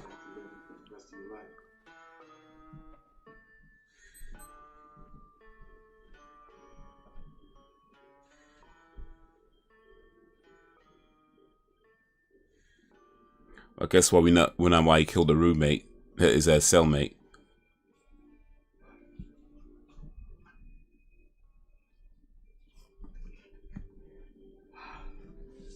I'm sorry, Nick. So he can get put in solitary confinement and that whole thing.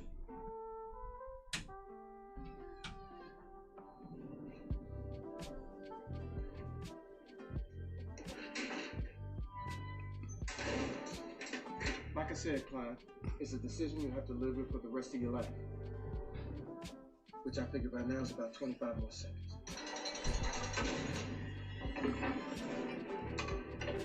Oh. Oh. Now they're one step ahead.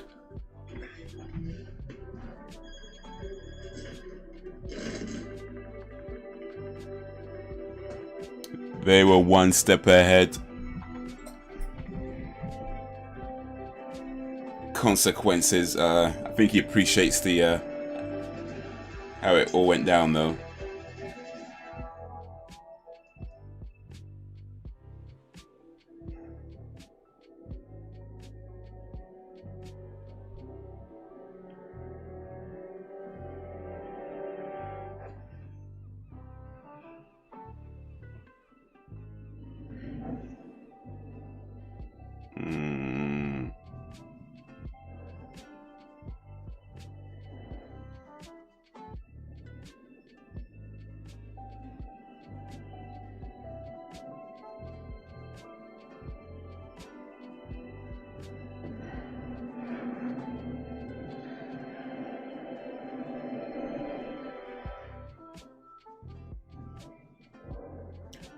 Cool guys don't look at explosions.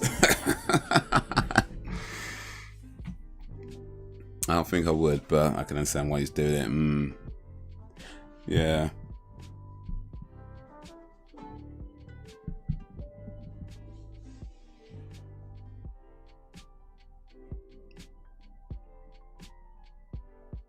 Oh, he finally made it to his daughter's play music recital thing.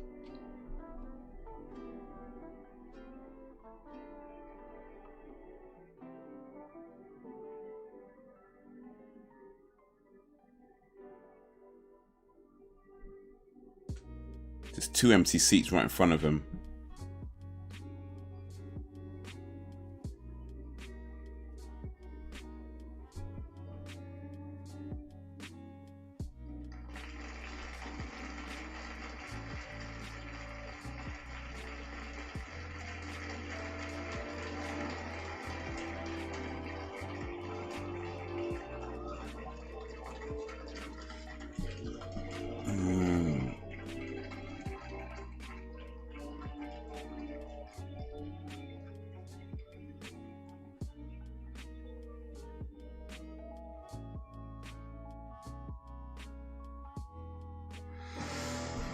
Oof. F. Gary Gray.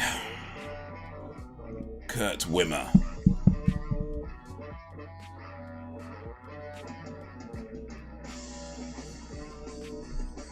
Well, that was law-abiding citizen.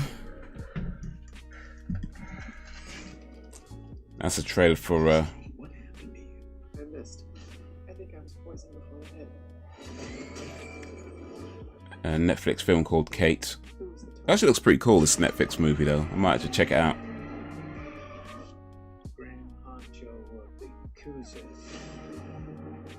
much time do I have? 40 hours. It's got the girl from Scott Pilgrim vs. the World. No, yeah, I did like it. I liked it a lot. Really cool film. So what I liked is that it started off as kind of like a sort of basic revenge story, if you will. In fact, let me what's going on? Where's my? Let's come over to this screen. There we go. Yeah, started off as a kind of a basic revenge movie. You know, like I was saying in the beginning about, you know, the whole mother, wife, daughter, who gets killed and that kind of thing. That's been done before. But then it goes beyond that, where it becomes like, okay, now he feels like he's on this thing about justice, because he sees it's not just about the fact that the person who got away with it, but just like how the system's corrupt, and he feels like he has this call. Well, I guess we're kind of inferring a little bit, but I guess he feels like he's got this kind of calling to do something about that. Now, the way he goes about doing it, very questionable. because, like I said, I'm not really against the idea of you know, an eye for an eye when it comes to these sorts of things. But at the same time, it's like it is better to forgive, right? But then, okay, so you killed the guy who killed your wife and daughter. Okay, you even killed his accomplice. Okay, but then he starts killing other people, and that's when it becomes like, I personally feel like you can't justify that from that one action. But he's going on it's a sense of that the greater good, you know, get rid of all these people who are corrupt, and then, you know, I guess kind of like that Thanos thing as well, where it's like, you know, you get rid of all the people or half the people, and you kind of start again, or destroy everybody, really, as Thanos wanted to do in the end, and then start again. It's kind of like that in some degree, I suppose. But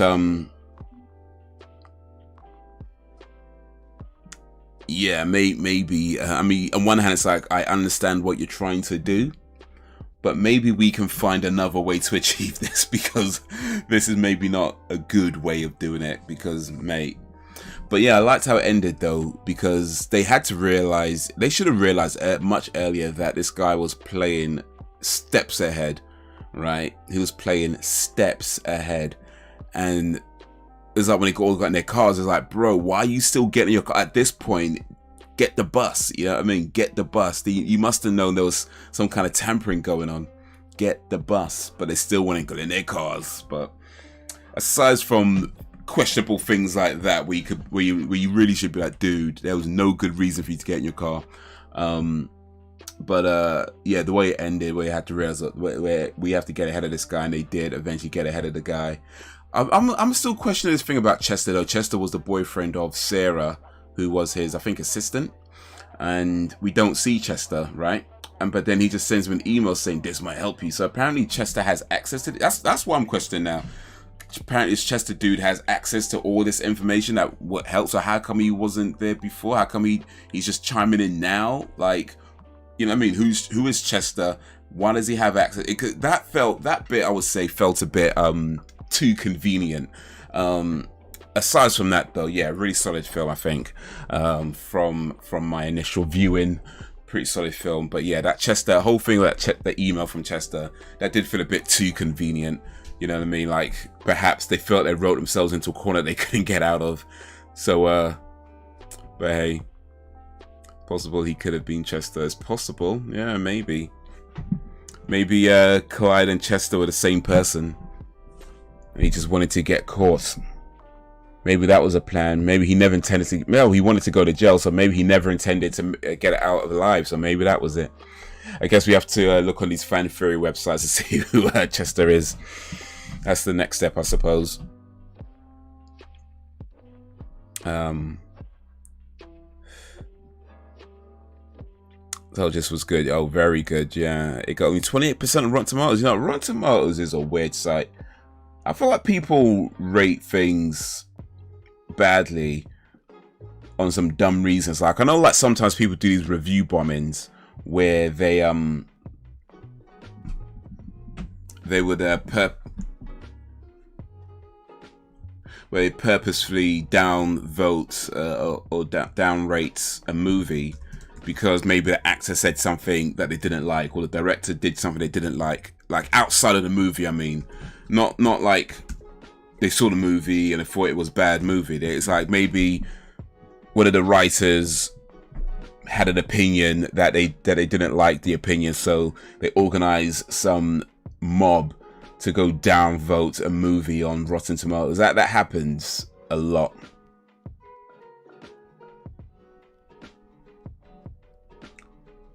That happens a little bit too much. Let's see here. I'm on Rotten Tomatoes now. So let's see, law-abiding citizens.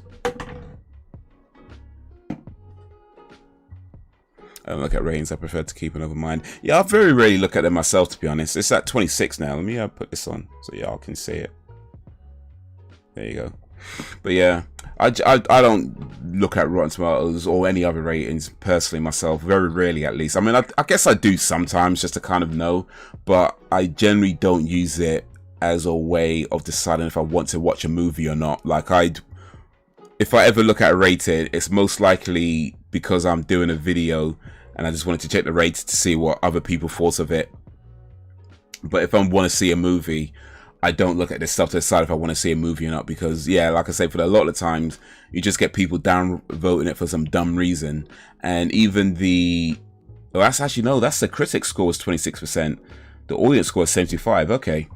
But yeah, even still, you still get people down voting it for some dumb reason. And yeah, even the critics sometimes, like, they have some dumb reasons why they don't like something. And it's just like, bruh, you're clearly watching a movie that wasn't meant for you. Let's see. So this guy, Keith Ulrich, says it's basically Saw with Jared Butler as Jigsaw, which means he's as righteous of body as he is of mind. Nah, I 100% disagree with that. I mean, Saw was more, I mean, well, I guess there's similarities. They're both kind of these criminal masterminds of some degree, but Saw was more like trapped in a room trying to get out, whereas this is like he's playing a game with people's lives. He was the one trapped in the room. Well, trapped in the room. I mean, I think, to be fair, there are similarities between Saw and this, but even still, nah, I couldn't say this is Saw with Jared Butler. I think that's a bit inaccurate. I think that's a bit of an overstretch. Some similarities, sure, but then you're always going to have similarities with movies where you have like somebody who's really smart killing people. There's going to be similarities, right? They're both got these really smart guys and they're killing people. Yeah, there's similarities, but to say they're the same movie, nah, this guy's way off. Way off. And you know what, even if they were the same movie, that doesn't mean it's bad. Like, lots of movies copy each other and they can still be good films. You know, it's just sometimes you copy a movie and you do it in a way that is maybe uninspired and boring. Other times you copy a movie and you do it in a way that's actually really innovative. So the fact that even if it was the same movie, or pretty much the same movie, that doesn't mean that it's bad. You know, certainly not bad enough to give it 2 out of 5. That's lame.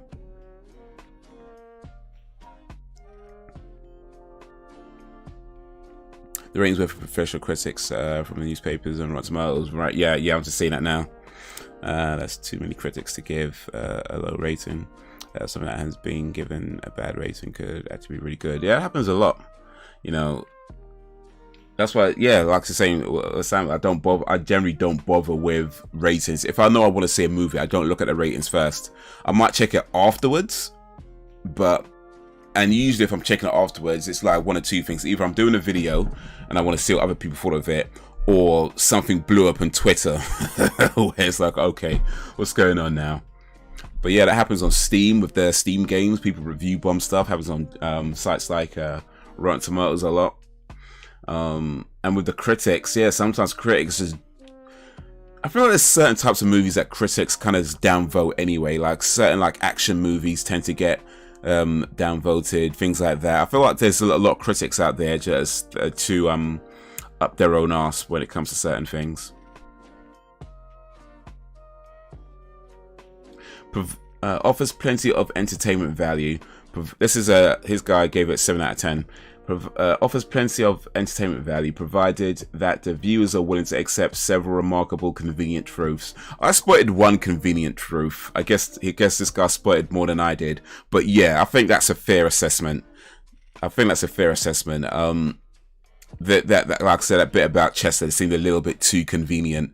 That's what I spotted. I guess he spotted maybe a few more than I did. But yeah, I think that's a fair assessment.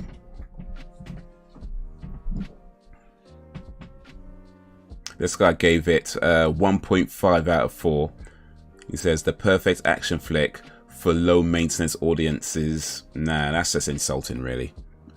I mean, look, if you recognize that film isn't made for you, that's fine. But to down vote it or to give it a low score because it wasn't made for you, I feel like you're not doing your job as a critic. Because when you watch a movie and you criticizing a movie, reviewing a movie, you kind of have to take yourself out of it. You know, it's not about whether it's made for you or not, or the fact that it appeals to a different audience than you fit into. That's irrelevant. You'll talk about what the movie actually does. That's what you should be doing, I feel, as a critic. Because this guy's effectively saying, oh yeah, if you're one of those dumb people, then you might like the movie. I'm obviously too smart for this. It's like, bro, shut up, man. Whatever. The only thing similar was both guys had motives which they think are for the greater good. That's it. Would you ever play a role like this in a film? Hey, why not? If I get offered, why not? Chicks are just haters. I won't say that, to be fair. I don't think that's, well, some are, sure, but I think in general most probably do what they're supposed to be doing.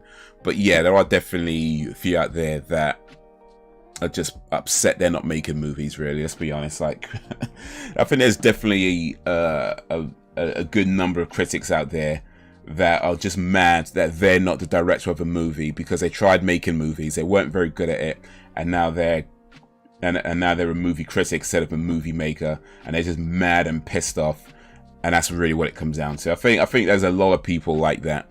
I would say most critics, probably not, but yeah, I think there's definitely a respectable number of critics that are like that, and it shows. It shows.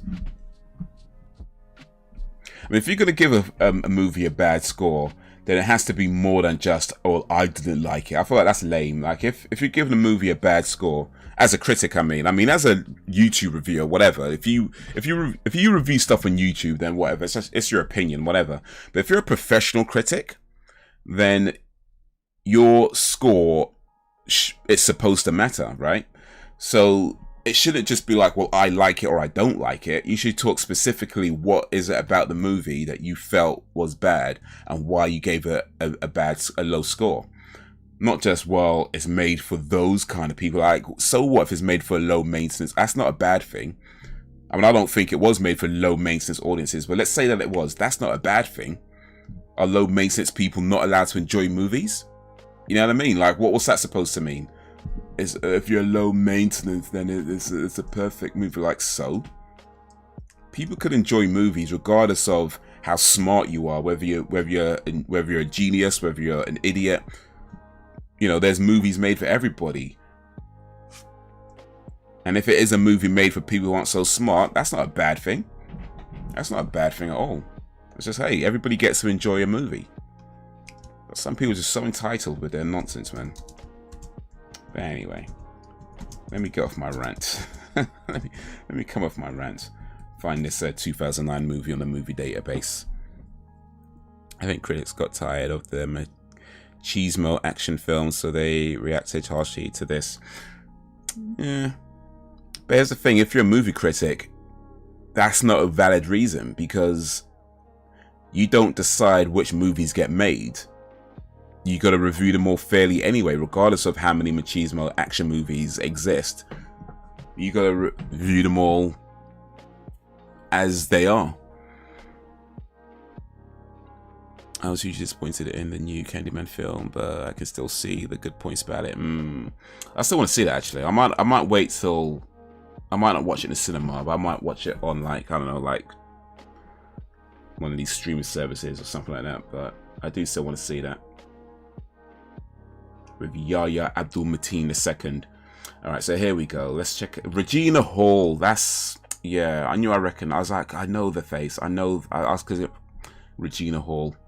Big up Regina Hall. Man, I've seen quite a few of her movies as well. But, who else was it? Yeah, Viola Davis. Yeah, it was her. I knew I recognized Viola Davis.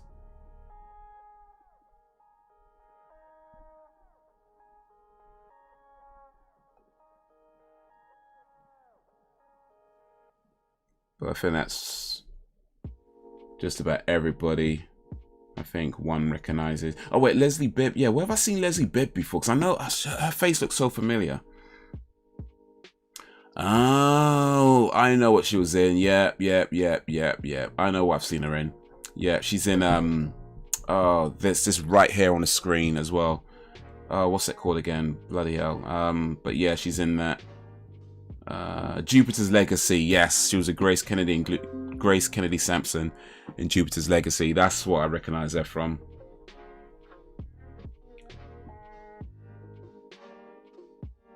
But yeah, Jupiter's Legacy was actually pretty good. That's on Netflix as well. I really enjoyed that, actually. They cancelled it after one season. Netflix are crazy sometimes, man. I swear down. But I really liked Jupiter's Legacy. I thought it was really cool. But yeah, it didn't last very long. Literally one season and they got cancelled. It was like, bloody hell, Netflix, man. And the way it ended as well, it's like it set up the next season so nicely, and Netflix were like, nah.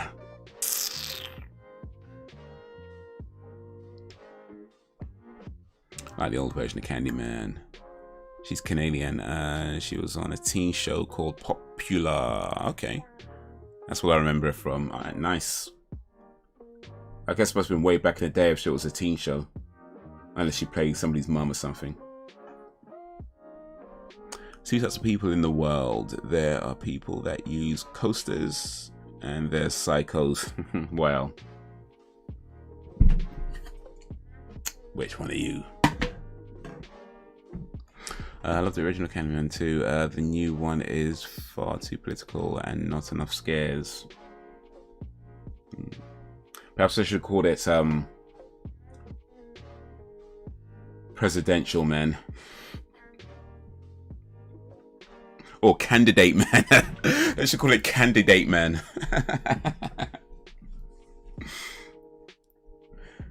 Candidate Man. Say his name 5 times and George Bush appears behind you. Candidate Man. Candidate Man. That's what they should have called it. Oh, she's an Iron Man 2 as well. Okay.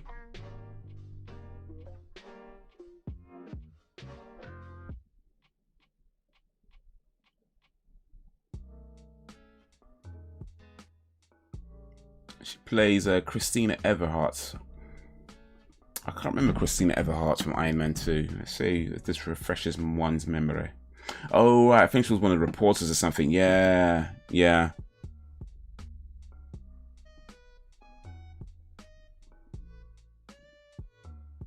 Okay, that's not even...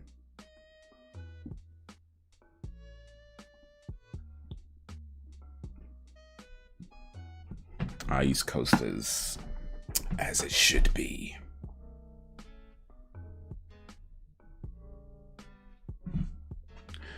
There's been speculation that I was involved in the events that occurred on the freeway and the rooftop.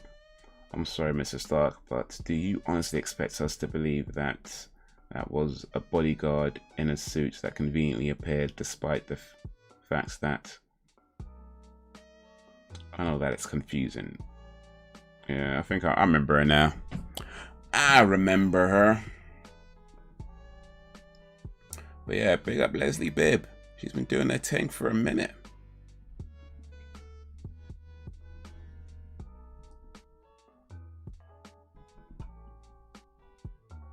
She's been doing her thing for a minute. You said she was Canadian. She said she was born in Bismarck, North Dakota, USA. She ain't Canadian. She American. She American. America.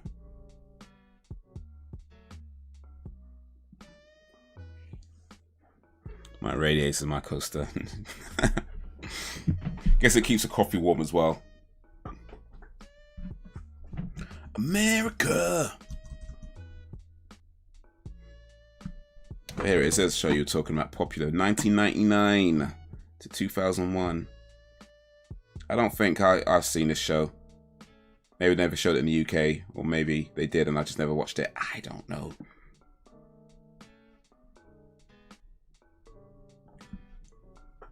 But yeah, and I really like that movie, man. Law by the Citizens. That was a good flick. That was a good flick. I enjoyed it. So yeah, man. I like that a lot. I like that a lot. So this was Jared Butler, Jamie Foxx, directed by F. Gary Gray, written by Kurt Wimmer, Leslie Bibb. Yeah, definitely some points in that movie where I was like, really? But overall, really enjoyed it. I thought it was done really well. I liked the story. I liked the reasoning behind his motivations. It made sense.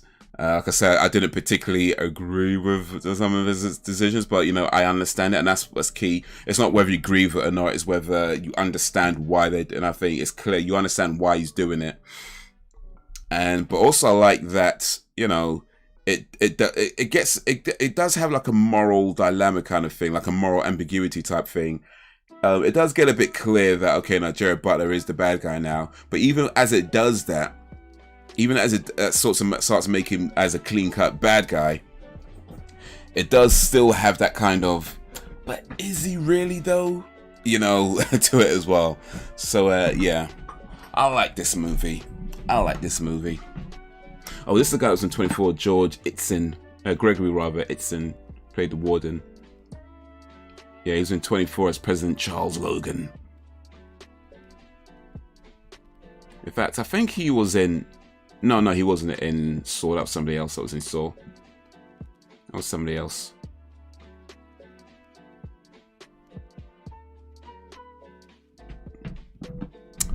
Over dramatic, yo. Who can do a peck bump? Your shirt is the Cobra Commander symbols. Cobra Kai, actually. New season starting soon. If you don't know about Cobra Kai, you better get to know about Cobra Kai, because that show is banging. Like, seasons 1, 2, and 3 are on Netflix, so you have no excuses to not watch it. It is one of the best TV shows I've seen in a long ass time. It is really good, especially if you like Karate Kid movies. In fact, I think even if you didn't necessarily like the Karate Kid movies, I think you still get something out of Cobra Kai. But yeah, definitely if you watch the Karate Kid movies, you get a lot more out of it. It is a great show. My guess is season 4 is going to be the last season. That's my guess. I don't know. I don't think they've announced anything, but it just seems the way season 3 was going, I'm not sure you could continue it much after season 4, but we'll see. Maybe I'm wrong. Maybe they'll think of something. That's their job, to figure out how to continue these things as long as possible, not mine. So if it ends on season 4, I think you're going to have, you've had 3 good seasons. Hopefully get a 4th really good season as well. And if it ends on season 4, then it's, hopefully 4 really good seasons and the end on a high. If they could figure out a way to go into a season 5 and 6, then hey, even better. But assuming it doesn't start to suck, you know what I'm saying? But yeah, right now, seasons 1, 2, and 3 were fantastic. I'm looking forward to season 4. And seeing how that goes. And if it does turn out to be the last season, which I'm guessing it probably would be, hey, it means it goes out in a bang. Well, ideally. Sometimes you don't need to draw things out. Sometimes it's best to just let it end naturally rather than dragging it out for like 8, 9, 10, 15, 20, whatever seasons. And it's just, dude, come on. This is not, you got no new ideas. If you got no new ideas, it's regurgitated stuff. It's not that, it's just, let's just let it go, man. Just let it go. I do wish Jamie Foxx's character was more likable. Yeah, he is kind of a bit of a prick. He doesn't see his daughter too much, and he's kind of it's kind of one of these like, I do my job type guys. But it's like, yeah, cool, but surely you gotta understand there's nuance. I mean, he's a lawyer, right? You can't be too, to the bite. I mean, I guess you can be if you're a lawyer, but even still, I don't know. F. Gary Gray directed Friday. Yes, that's right. Yeah, directed Friday in the Straight Outta Compton movie as well. Straight Outta Compton. I still ain't seen that one yet. I think that's on Netflix too, actually. Straight Outta Compton. You'll do a peck bump. I think I want to pass on that, actually. I think I want to pass on that request. I appreciate you asking, but I've already had somebody offer me $4,000 to send them sexy pictures. So the way I see it, I can't be doing stuff for free. If somebody's offering me $4,000, I can't be doing stuff for free, man. I gotta get something out of it. You know what I mean? I gotta know my worth. You know what I mean? I gotta know my worth. Somebody's offering me $4,000. I can't be doing stuff for free. Dude, come on now. Come on. Scale from Adventures and Babysitting's on that show. I've never seen that, but okay, maybe. Yeah, I watched all 3 seasons of Cobra Kai. Yeah. Then you know, sir. You know. We'll collectively give you 4 cents or 4 pence. Nah, that's not enough. 4 pence, dude. I was offered $4,000. I'm not joking, by the way. I got receipts of this. A lady offered me $4,000 a week to send her sexy pictures of myself. Legit. I've got receipts. She was offering me $4,000 in my DMs per week to send her sexy pictures. You think I'm doing things for 4 pence? Come on now. Come on now. I know my worth. I know my value. 4 pence? You insult me.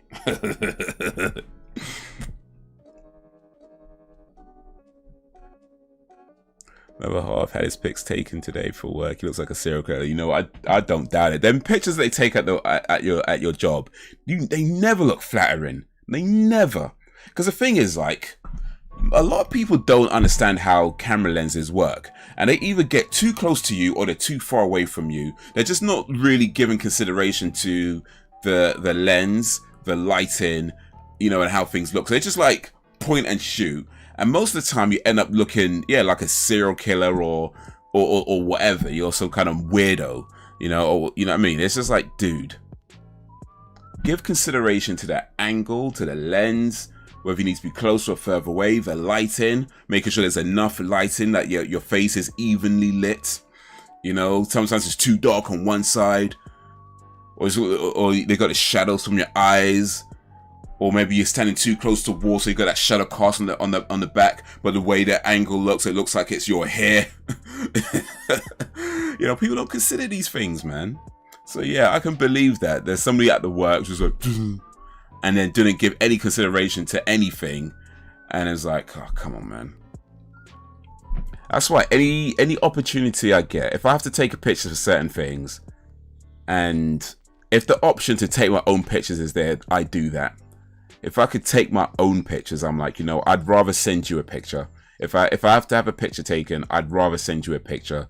But yeah, a lot of times it's like, no, we have to take it ourselves. And it's like, all right, fine, but can you, you know what I mean? Can you consider things? It's like, it's fine.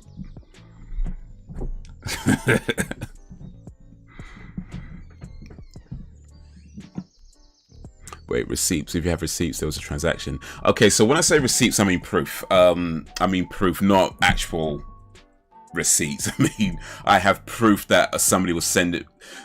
I have proof that somebody was in my DMs offering me $4,000. As in, they sent me a DM on Twitter, and I have the proof that they sent me those. Like, you know, you got a screenshot. That's what I mean by receipts. I mean, I have proof of that it happened, not that I have receipts of an monetary transaction.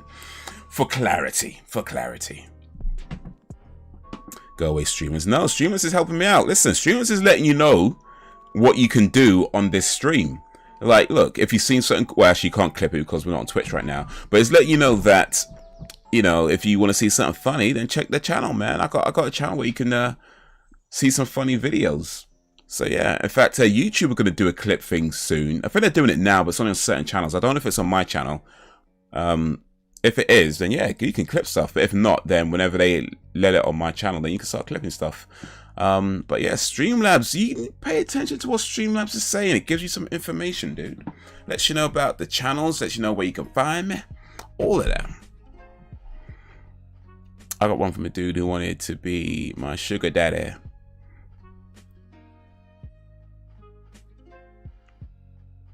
Oh wait, Sam, I think you should get a mohawk and dye it green and red like Christmas. Green and red like Christmas. That could work. They're scammers. That's the thing, actually. Yeah, they most likely are scammers. I'm gonna assume the one that sent me the DM wasn't a scammer. I'm gonna just assume she was legit offering me $4,000, and I turned it down because man don't do them things, innit? But my one wasn't a scammer. My one was legit off. I have no idea. Probably was actually, but hey, I turned it down before it got that far.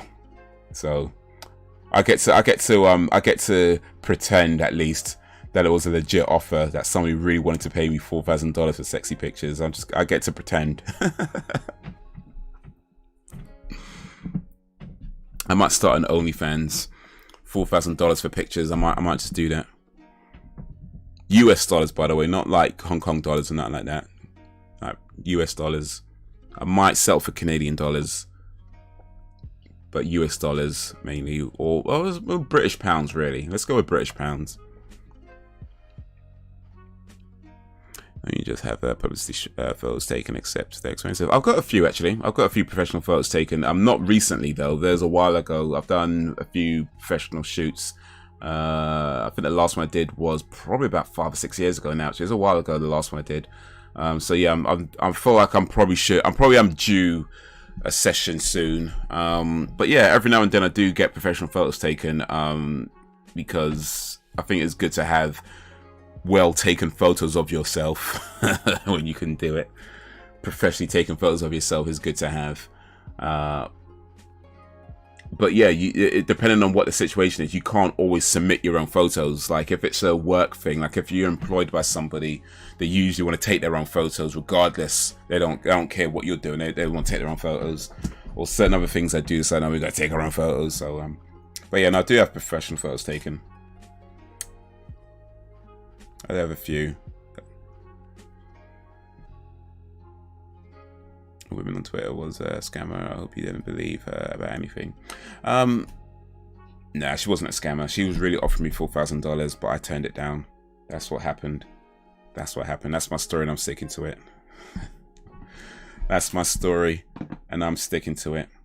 She offered me $4,000. I said no, thank you. That's my story, and I'm sticking to it.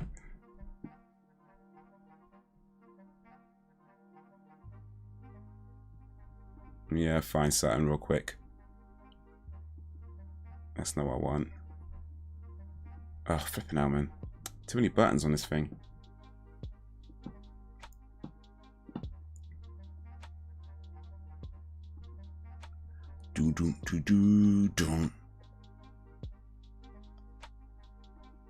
There we go. Yeah.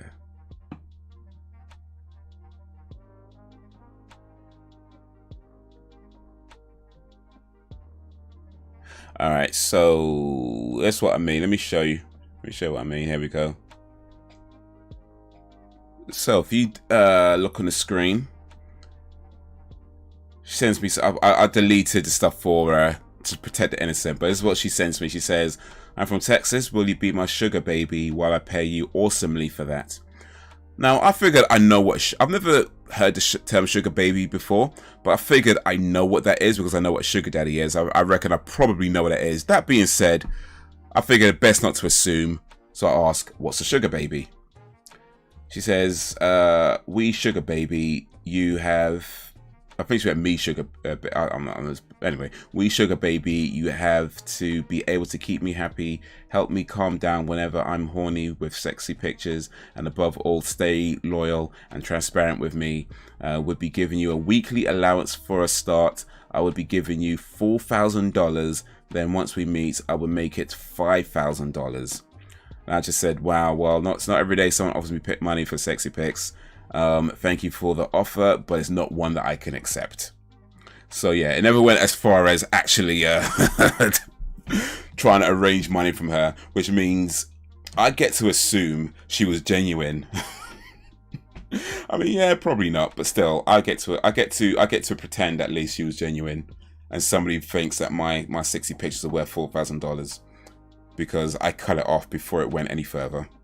That means I get to pretend at the very least.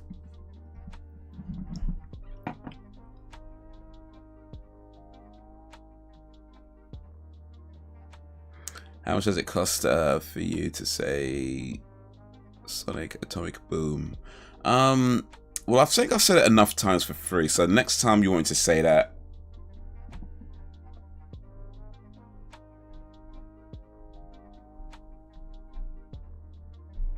£1.50. £1.50. I'll be reasonable. £1.50. You've come to my streams quite a bit, so I feel like I could give you a discount. You know, maybe for everybody else, £2,000, right? But for you, because you come to my streams quite a lot, I'm gonna give you the regular viewers discount. So for you, it's £1.50.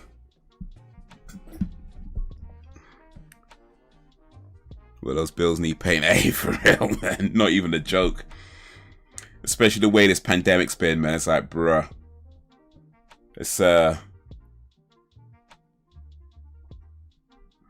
It's too tempting. You start looking at these things like, you know what? Actually, you know what? One of my friends suggested, when I posted it on Insta, one of my friends suggested that I should have agreed to it and just send royalty-free pictures I found on Google. I was like, mate, that is a good idea. That is a good idea. Just agree to it and send a royalty-free pictures of what you found on Google. Just like, yep.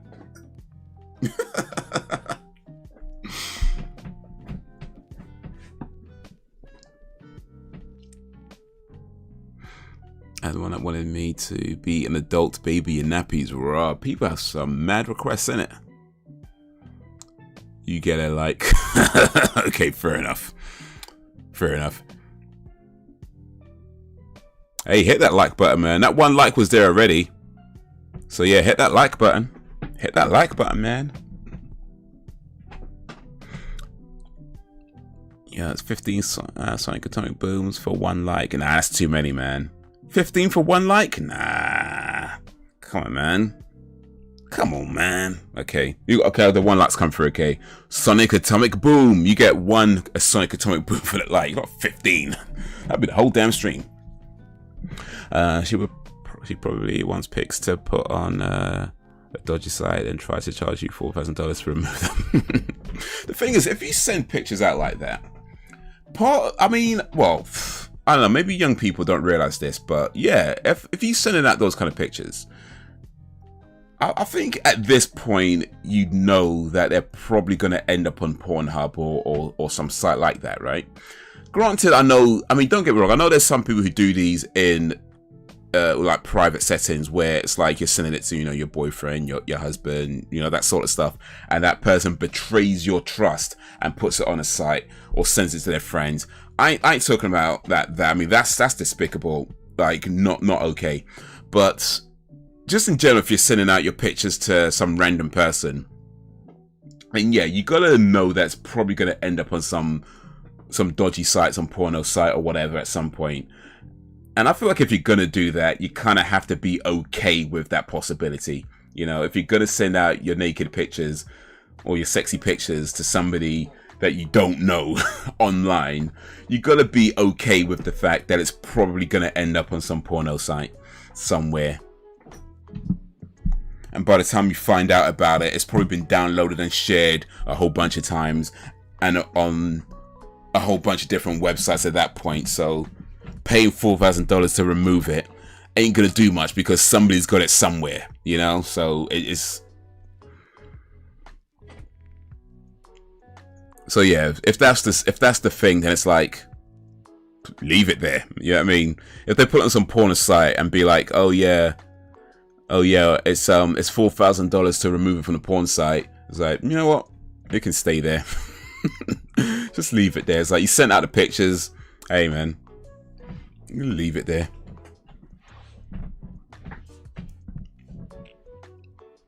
She knows what you look like, right? That's why she contacted you in the first place. I mean, probably. I mean, my pictures are on Twitter, so I'd have to assume she knows what I look like.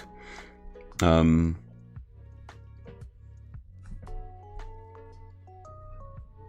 mean, maybe. I guess I don't really know.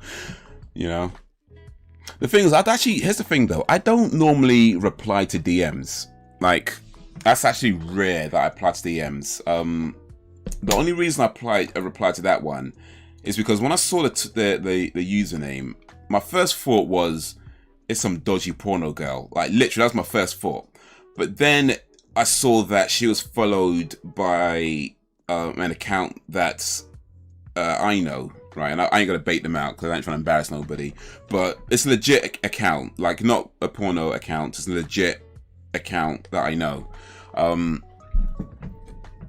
And so I was kind of thinking, okay, well, if they're following them, then it's maybe it's not that. But then she messaged me, and I'm looking at her profile, and I see that she kind of tweets about wrestling and that kind of stuff. So I just figured that it's somebody who, because I sometimes tweet about wrestling, so I was thinking maybe it's somebody who saw one of my wrestling tweets, and that's why this other account is following them, because it's a wrestling account, by the way. That's why this other account's following them, and perhaps, you know, asking me about wrestling That's what I was thinking. I was kind of thinking perhaps maybe it's that. Maybe because my initial thought, when you see the username, I blanked it out. But if you see the username, it's like, you know, sometimes you see like it would say something like, I don't know, like Sarah or whatever, and then it'd be like 4567255, you know, something like that. Anytime you see something like that, it's like, yeah, it is a porno account. Like that's 9 times out of 10. You see, if it's a name followed by a string of random numbers, that's what it was, porno account. That's usually how they go. Name, string of random numbers, or sometimes it's an underscore then a string of random numbers. It's a porno account. But because it was followed by this wrestling account that I follow, I saw she was tweeting about wrestling as well. That's why I kind of thought maybe, just maybe, this is the one in one in a million that isn't, or whatever, right? But then it was like, oh, okay, I see. Yeah, it's a porno account. It's a porno account. Just as a disguised porno account, and I guess a pretty decent disguise, but hey.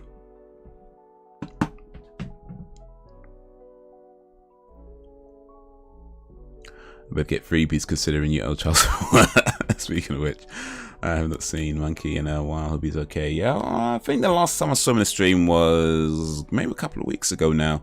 I think he commented one of my videos last week. I think, I don't really remember right now, but I'm pretty sure he commented on the video fairly recently. But yeah, I think it's been a while since he's been in a live stream, so yeah. Maybe it's school, you know. School kind of gets in the way sometimes, and time zones. He's in like Iraq or Iran, so yeah.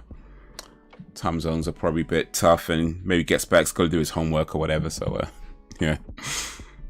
I get it, man. I get it. Priorities and all that.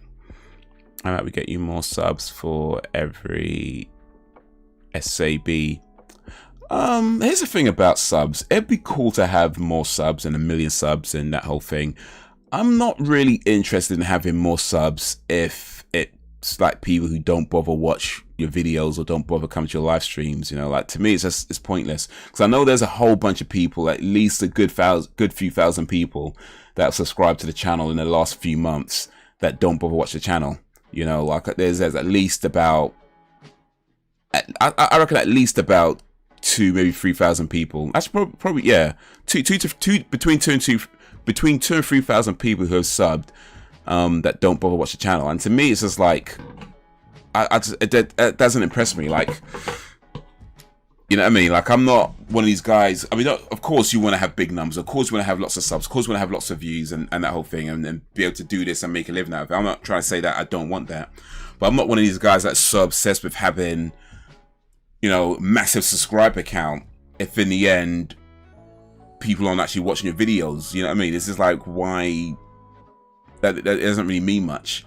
So yeah, it's cool to have subs, but I'd rather have genuine people, you know, people who actually care about, you know, what we're doing here, and, you know, actually want to be a part of it. Like, whether it's watching the videos, watching the live streams, you know, I know that everybody's going to watch every single thing that I do. I get that. But, you know, anytime you can come in, whether you come in every now and then or whatever, or what, you know, whatever you can do once in a while, this, that, and, you know, I get it, you know, it's fine. But when it's like people who just don't watch anything, but they subbed because of one video I did 7 months ago, you know, they sub for that one video, but then they don't bother watching. It's like, I don't see the point of that. You know what I mean? I don't see the point of that. Like, if you sub to a channel, and don't get me wrong, I understand the way YouTube works. People sub to channels, and then after a while, they might not watch as many videos, but they don't necessarily unsub because it's the kind of how it goes. I get that. I've probably done it a few times as well. But what I mean is that there's people who would sub and literally hit the sub button and then never watch anything. Like, not even, and to me, it's just like, that doesn't mean much to me. Doesn't mean much to me. So, yeah, more subs is great, but I'd rather have more people in the village. You know what I mean? I'd rather have more people in the village than just people who are subbing. I'd rather have people who actually want to live in this village. You know, not just like one video and then never come back because I aren't whatever. Most movies come for people who aren't subbed. Hey, I think that's probably true for most channels. No matter how many subscribers you have, I think most channels would get most of their views from non-subbed people. I'd say that's probably pretty normal anyway. There's maybe like a few channels. I probably like Flip the Franco. I imagine most of his views are from subscribers. But my guess is my understanding is that generally speaking on YouTube, most of your videos, most of your views will come from people who aren't subscribed to your channel, which is fine. It's fine. It is what it is. You know, I ain't mad at that. You know, if somebody watches a video and they don't sub, cool. You don't have to. You know, it's not required. But I do feel like if you are subbed to a channel, that should suggest that you have an interest in what that person is doing. And at least for a while, you'd be watching some of their videos. But when you sub and then never watch anything, I just don't see the point in that. So, yeah.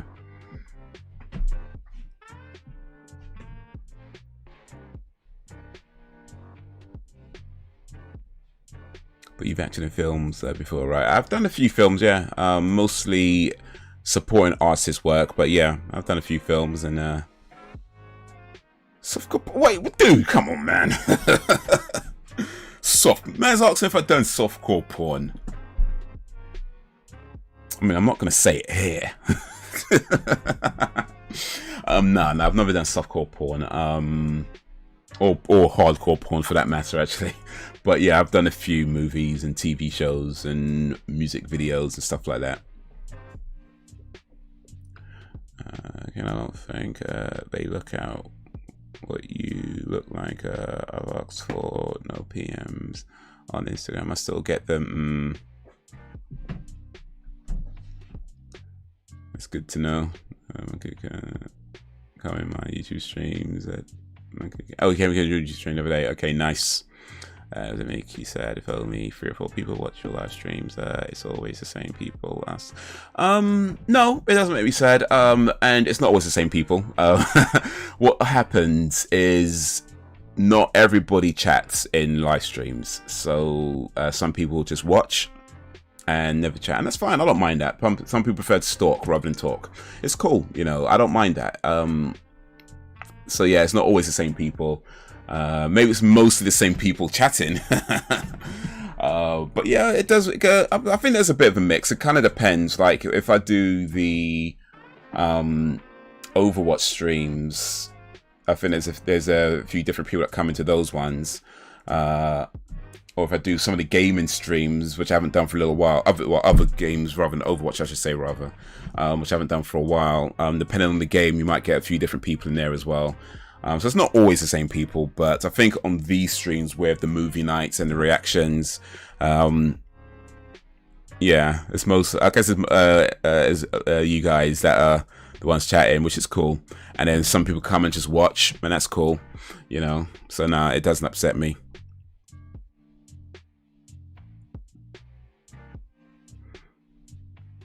I remember I watched your reaction to Nova Rockefeller's song called Hey You. I subscribed straight away, and I've been watching your videos ever since. Yo, big up man like Alan Evans. Yeah,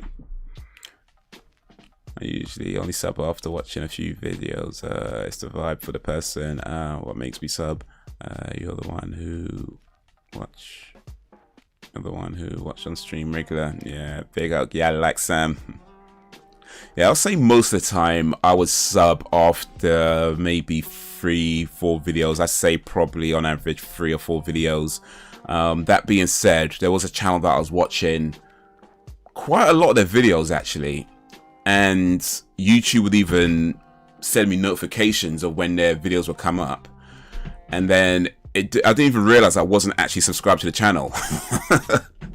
I guess I just mean you got used to watching, and when what YouTube does, YouTube sends you notifications based on what it thinks you like. And if you're watching certain videos, certain channels, even if you're not subscribed to that channel, YouTube be like, hey, you're clearly liking these guys' content.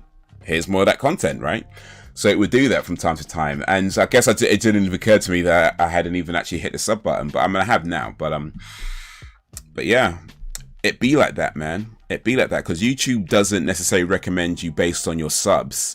It recommends based on what you're actually watching. And they've realized this a long time ago that people will subscribe to the channel but don't necessarily watch that channel, and will watch maybe other channels more often, even if they're not subscribed to it. It's a very, very common thing. So that's why over the years, like if you remember old school YouTube, your subscription feed would be like front and center. And over the years, it's been kind of pushed back and back and back to the point where it doesn't even always, it's not even on the front page, I don't think, anymore. And yeah, it's just because a lot of times people don't necessarily watch what they're subscribed to, but just watch various things. So they give you more of what you're actually watching rather than what you're subscribed to. And then there's certain channels that their subscribers will keep coming back. But for the most part, you know, like Adam was saying, most of your views will come from people who aren't subscribed. That was a wrong button. What am I doing here? Did you have a second? Did you get your second? Yes, I did. I did get my second jab. Got my second jab, I think about a month or so ago, maybe more than a month now, actually. Yeah, I think it's more than a month now, actually. It's a while ago. Yeah, I'm double jabbed. I am double jabbed. All the way. Fully vaxxed. Well, fully vaxxed until it wears off, because apparently these things wear off after about 6 or 7 months. So at least up until at least up until the next few months, I'm fully vaxxed. Until it starts wearing off, and then they want to do these boosters. I don't know if I want to keep getting boosters though. That's the thing. I'll be honest with you. I don't know if I want to get boosters. I don't know if I want to get injected every 6 or 7 months or something. I think I'd rather not do that. You know. I mean, maybe if it's like if I'm going somewhere, if I'm going abroad, and it's a requirement to go abroad, then sure, I'll get a booster jab then. Or if there's something specific that requires it, then yeah, I think I might get it then. But just for the sake of doing it every 6-7 months, I don't think I want to live like that. You know what I mean? I'd rather not get something injected into me every 6-7 months. I don't want to do that. So I don't know. I mean, we'll see how it goes. We'll see. Maybe I'll change my mind by the time it happens. But right now, the way I'm thinking is, I got the vaccination because I felt that was the best choice for me. I know these things tend to wear off. I mean, vaccinations tend to wear off after a while anyway, and I knew that. Like, if you get a flu jab, it doesn't last forever. Most of them don't. So I kind of had an understanding that it's probably going to wear off at some point anyway. But if it's going to be every 6-7 months, that's a bit too frequent for me to get injected every 6 or 7 months. That's like twice a year, you know, pretty much. So yeah, it's a bit too frequent for me to be doing that. And I don't want to be like every 6-7 months, go to the clinic, get injected, another get, you know, I don't want to do that. So the way I'm thinking is, if I'm going abroad and it's a requirement, or if I need to do something that's a requirement, sure. If not, then I just leave it till I need to get it. You know, that's my current thinking. I'll leave it till I need to get it.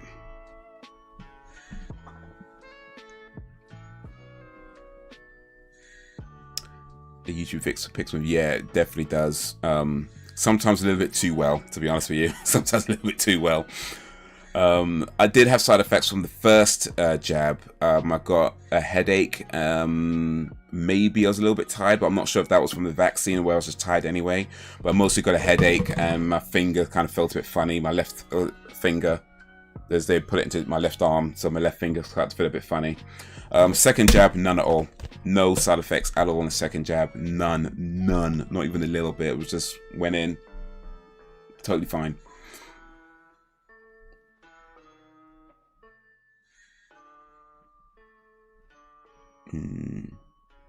Yeah, double vaxxed Al. I think COVID is here to stay, so I might keep up with the jabs. Oh, COVID is definitely here to stay. That's for sure. I think it's definitely here to stay. I mean, it's like the flu. Like, it doesn't go away. You just learn to live with it, right? But, I don't know. I mean, I guess it depends on, like, various things. Like, I don't know if I mean, like I said, we'll see. I might change my mind nearer to the time, but right now, I don't know if I want to get a jab. Like, even with the flu, like I don't get the flu jab every year. You know, I haven't had a flu jab for a while now, actually, to be honest with you. So yeah, even that, I'd rather not get injected that frequently. But I don't know. I might change my mind depending on how things go. Maybe it gets so serious that you're just gonna have to get it regardless of how I feel about it. But I don't know. I ain't know, man. I ain't know.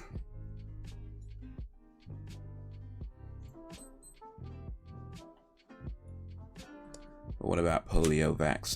Doesn't that last forever? I don't know about the polio vaccination, actually. Maybe it does. Maybe, I mean, to be fair, polio's an old school one, so they might have figured out how to make that one last forever. If that's the case. COVID is still very new, so they're still figuring stuff out. So But yeah, most vaccines, as far as I know at least, most vaccines don't last forever. That's why you get sort of yearly boosters and yearly jabs and yearly this. With a lot of them, it's each year. Like I know the flu one is each year. This one's potentially twice a year. The COVID one's potentially now twice a year. But yeah, vaccines, as far as I'm aware, generally don't last forever. If the polio one does, cool. But I believe most vaccines generally don't last that long. Well, maybe I'm wrong. Maybe they do. It's not like I'm studying vaccines in my spare time, so probably shouldn't take vaccine advice from a guy on YouTube. Probably shouldn't. Just saying. Probably shouldn't. Some dude on the internet talking about, I'm not sure what I'm going to do. Yeah, probably shouldn't take advice from that guy. Guys are sitting here watching movies like, But it'd be like that, though. People take advice from, like, their next door neighbours. Like, well, my mate said that if you do this. And it's like, oh, it's like, really? Come on, man. Yo, Slimy Cheesecake, big up for coming through. I do like cheesecake. Not sure I like slimy cheesecakes, though. But then again, I don't think I've tried a slimy cheesecake, so maybe I should. Maybe I should. I had a cheesecake the other day. It was a very nice cheesecake. It was a lemon cheesecake. That was a good one.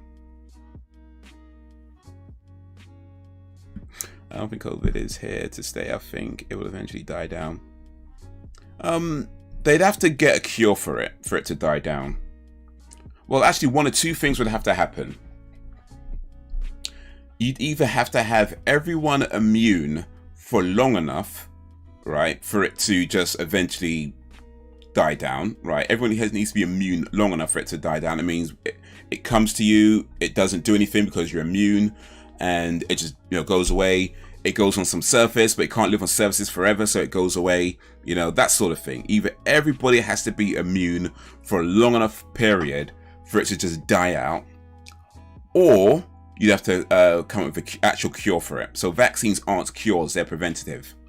They don't cure it, they prevent you from getting it. Or they at least help to prevent you from getting it. Of course, there's like, you can still get diseases even if you're vaccinated. That's a thing, right? But in generally speaking, if you have a vaccination, it reduces your chances of catching it. And if you do catch it, it reduces your chances of getting really sick.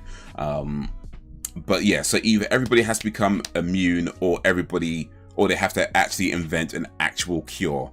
Other than that, yeah, it's pretty much going to be here for a good while, if not forever, I reckon. Like, they ain't invented a cure for the flu yet. You know what I mean? How long's the flu been around? They ain't got no cure for that. So a lot of things they don't have a cure for. You just learn to live with it, whether it's through vaccinations or lifestyle changes. But if there's no cure, you just learn to live with it. Between polio and COVID, it is constantly changing. Indeed. Who's your favorite AC villager? Mine is Hopkins. You know what? I've never actually played Animal Crossing. I probably should, because I know I'm using the music for Animal Crossing. I like the music for it, and so I'm using it on my streams for a little while. So this is a hip-hop version that I found on YouTube, a lo-fi hip-hop version of the Animal Crossing music. But I've never actually played Animal Crossing, so yeah, perhaps I should, because I think a few Animal Crossing fans are coming through, probably because of the search results. I've got Animal Crossing from the music in the box, so yeah, maybe I should actually play it, and then I could answer that question. I need to go through what I look up. Immunity can't be achieved because COVID mutates. Oh yeah, that's it. Just when I thought I figured it out, it mutates. So yeah, it could be here in some form or fashion for a while. I mean, I think eventually, well, ideally eventually, they'd have to figure out something that works across any version of COVID, right? Because from one COVID to another, I know there's like differences in like, was it the Delta and the Alpha and the Beta and all that sort of stuff, but they'd have to all have something in common for it to still be COVID, right? For all still to be under the COVID-19 name, all the variants must have something in common. I mean, that's just how I think about it. Like, has got to have something in common. So maybe they figure out something within that then works across all the COVID variants. Maybe, I don't know. Like I say, I'm just some guy in and out. Probably shouldn't be taking advice from me about vaccines and medications and whatnots. Probably shouldn't. Probably shouldn't. But anyway, we'll see what happens. Whatever happens, happens in the end. Whether it stays, whether it goes. In the meantime, it is here regardless. Maybe one day it will go away. Maybe, just maybe. But until that day, you know, we gotta go with what the best options we have, right? We'll go with the best options we have, and maybe one day they'll figure it all out. Maybe they won't, and we'll just have to keep getting these boosters and jabs and whatever else. Wearing masks in the wintertime. Maybe that's our future. Maybe. Just maybe. But until then, stay safe, everybody. Whether you vaccinated or not, stay safe out there. Be careful out there, because there is a disease going around, and it is killing people or severely taking people out. And not all of us have access to horse dewormer or whatever Joe Rogan was using. Was it ivermectin or whatever it was? Not all of us have access to that. So you gotta be careful out there. I love the masks in the winter. It's probably just a good idea, to be honest with you. It's cold in the winter, so yeah, put a mask on. That just makes sense. All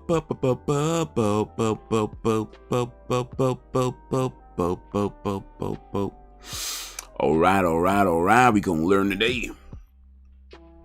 Elliot's friend, the COVID right now. Oh, that's a shame. Get well soon, Elliot's friend. That's tough, man. That's tough.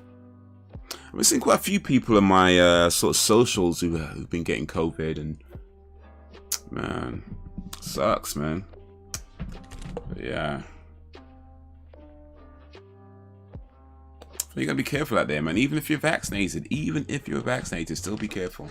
I don't believe in being safe, by the way. Let me be clear on that. I don't believe in being safe. I believe in being careful and being cautious. But, no, maybe not cautious, but not being... Let me put it this way. I believe in not being an idiot. I believe in not being an idiot. Like, don't be an idiot is really what I'm trying to say. Because I feel like when you talk about being safe, I mean, there's no fun in that, right?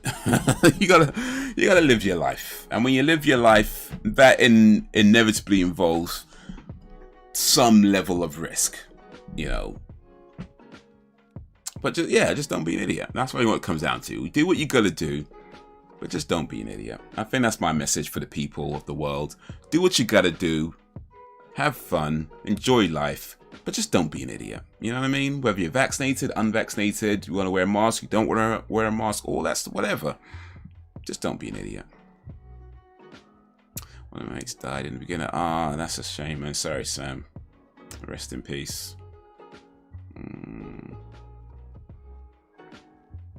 Yeah. I think the last I saw, there's something like 2 million people from COVID. It's crazy, man. Like, I don't know what the latest numbers are, but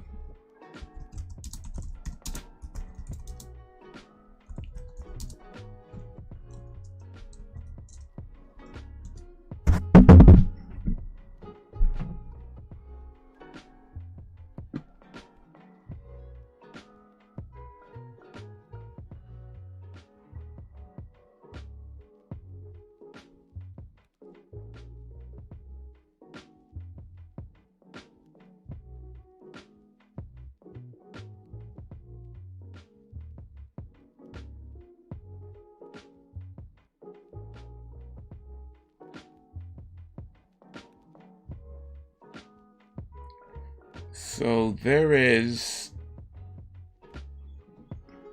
worldwide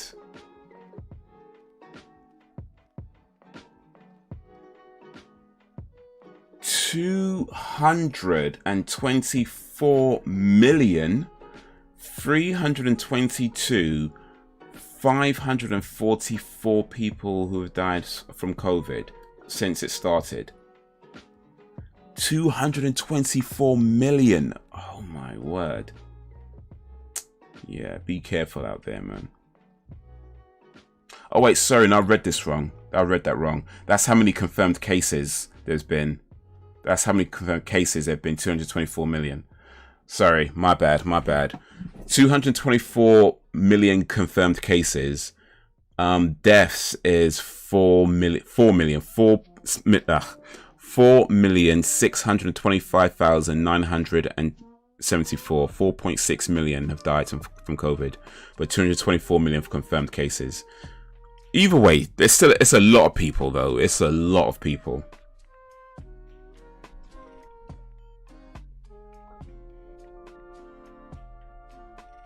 I think you have to live your life, but don't take unnecessary risks. Indeed.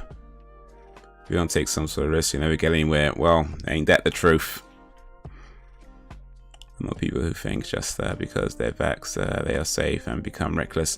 Yeah, that's the thing. I mean, the vaccination helps, sure, but you can still get it. You know? You can still get it. Like I say, live your life, have your fun, but just remember you can still get it.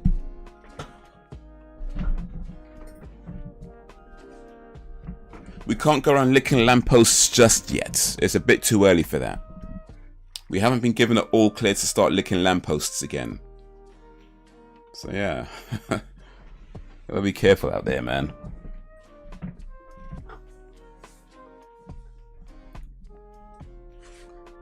Oh. Probably shouldn't be waving my armrest around like this because it might look a bit awkward on camera. So let me put this down before YouTube takes on my stream, gives me one of those adult only ratings or something. But yeah, the world is a vampire.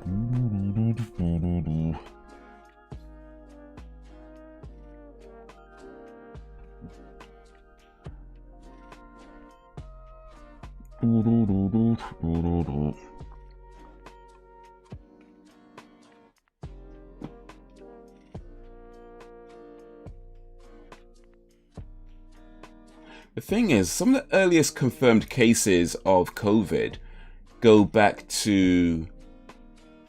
Oh wait, that's 2020, not 9. Okay, that's my bad. I'm reading that wrong. I keep reading this whole thing wrong. I'm sorry. I'm sorry. That's 2020. I was thinking 29. Yeah. I'm reading this whole thing wrong. You can pee up lamppost though. I mean, I don't know what you guys do in Peterborough, but I don't think I'll be doing that anytime soon. Thank you very much. I don't think I'll be yeah, whipping my tackle out and peeing on a lamppost. I don't think I want to be doing that, but maybe in Peterborough you guys do that. Maybe that's a normal thing in Peterborough. But I don't think I want to be doing that, thank you, actually. I think I'll pass on that one. I'll go behind a bush like a normal person.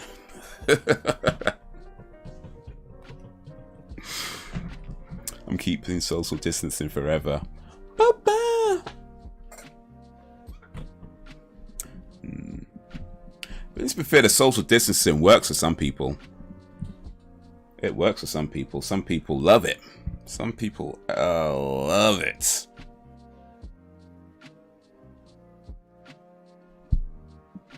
I don't mind it at times, but yeah, I'd rather, you know, mingle. Just saying.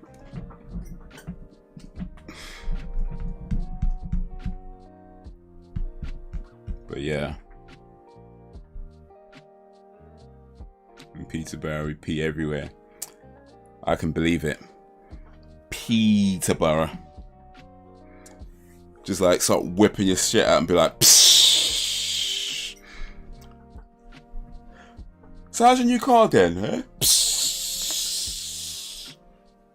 Oh, it's great. I got one of those new electric ones, isn't it? Psst. Oh, but yeah. It's getting late. Yeah, I think we're talking about PM Peterborough. I think it's time to start wrapping up now. So, guys, we watched Law by the Citizen today. It was a good movie. That is awesome.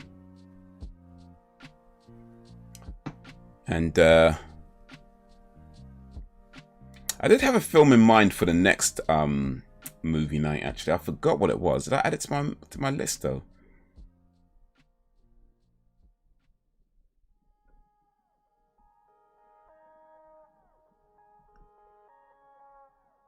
I did have a movie in mind.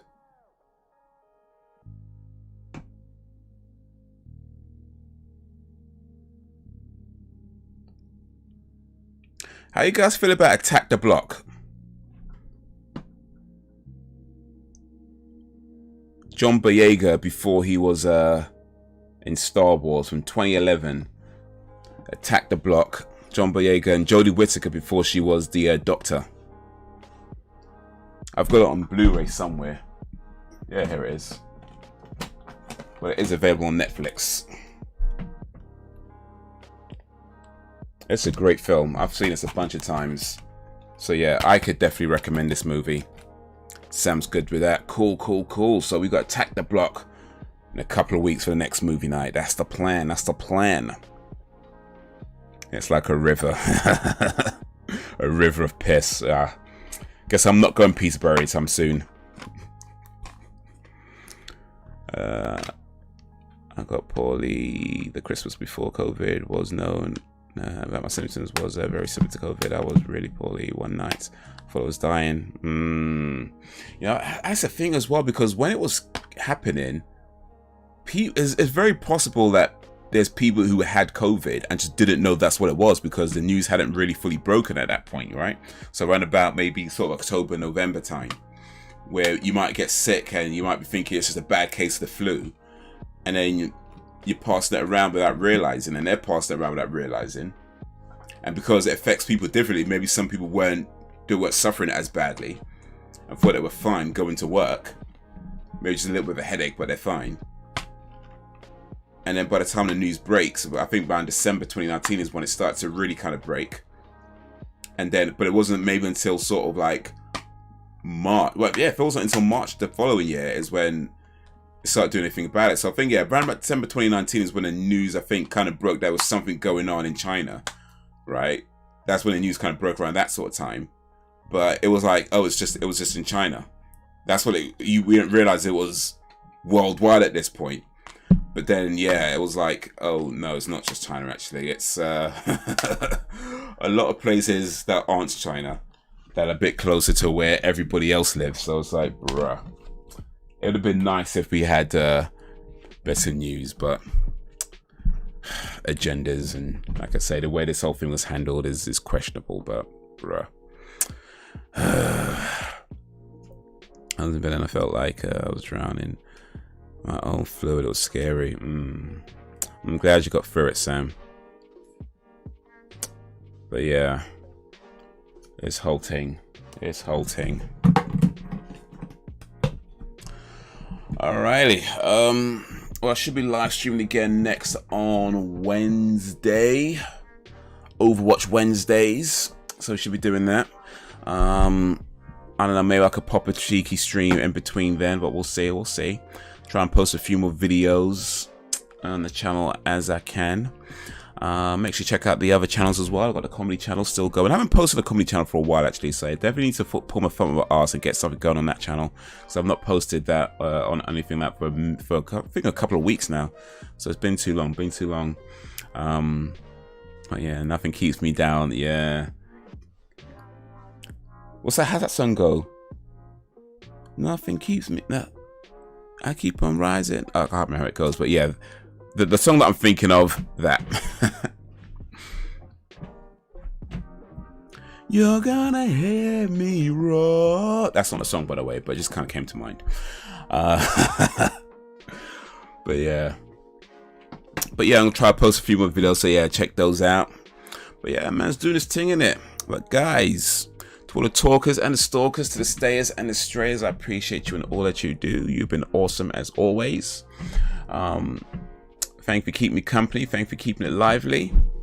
Village is strong because you make it strong. We're only going to get stronger.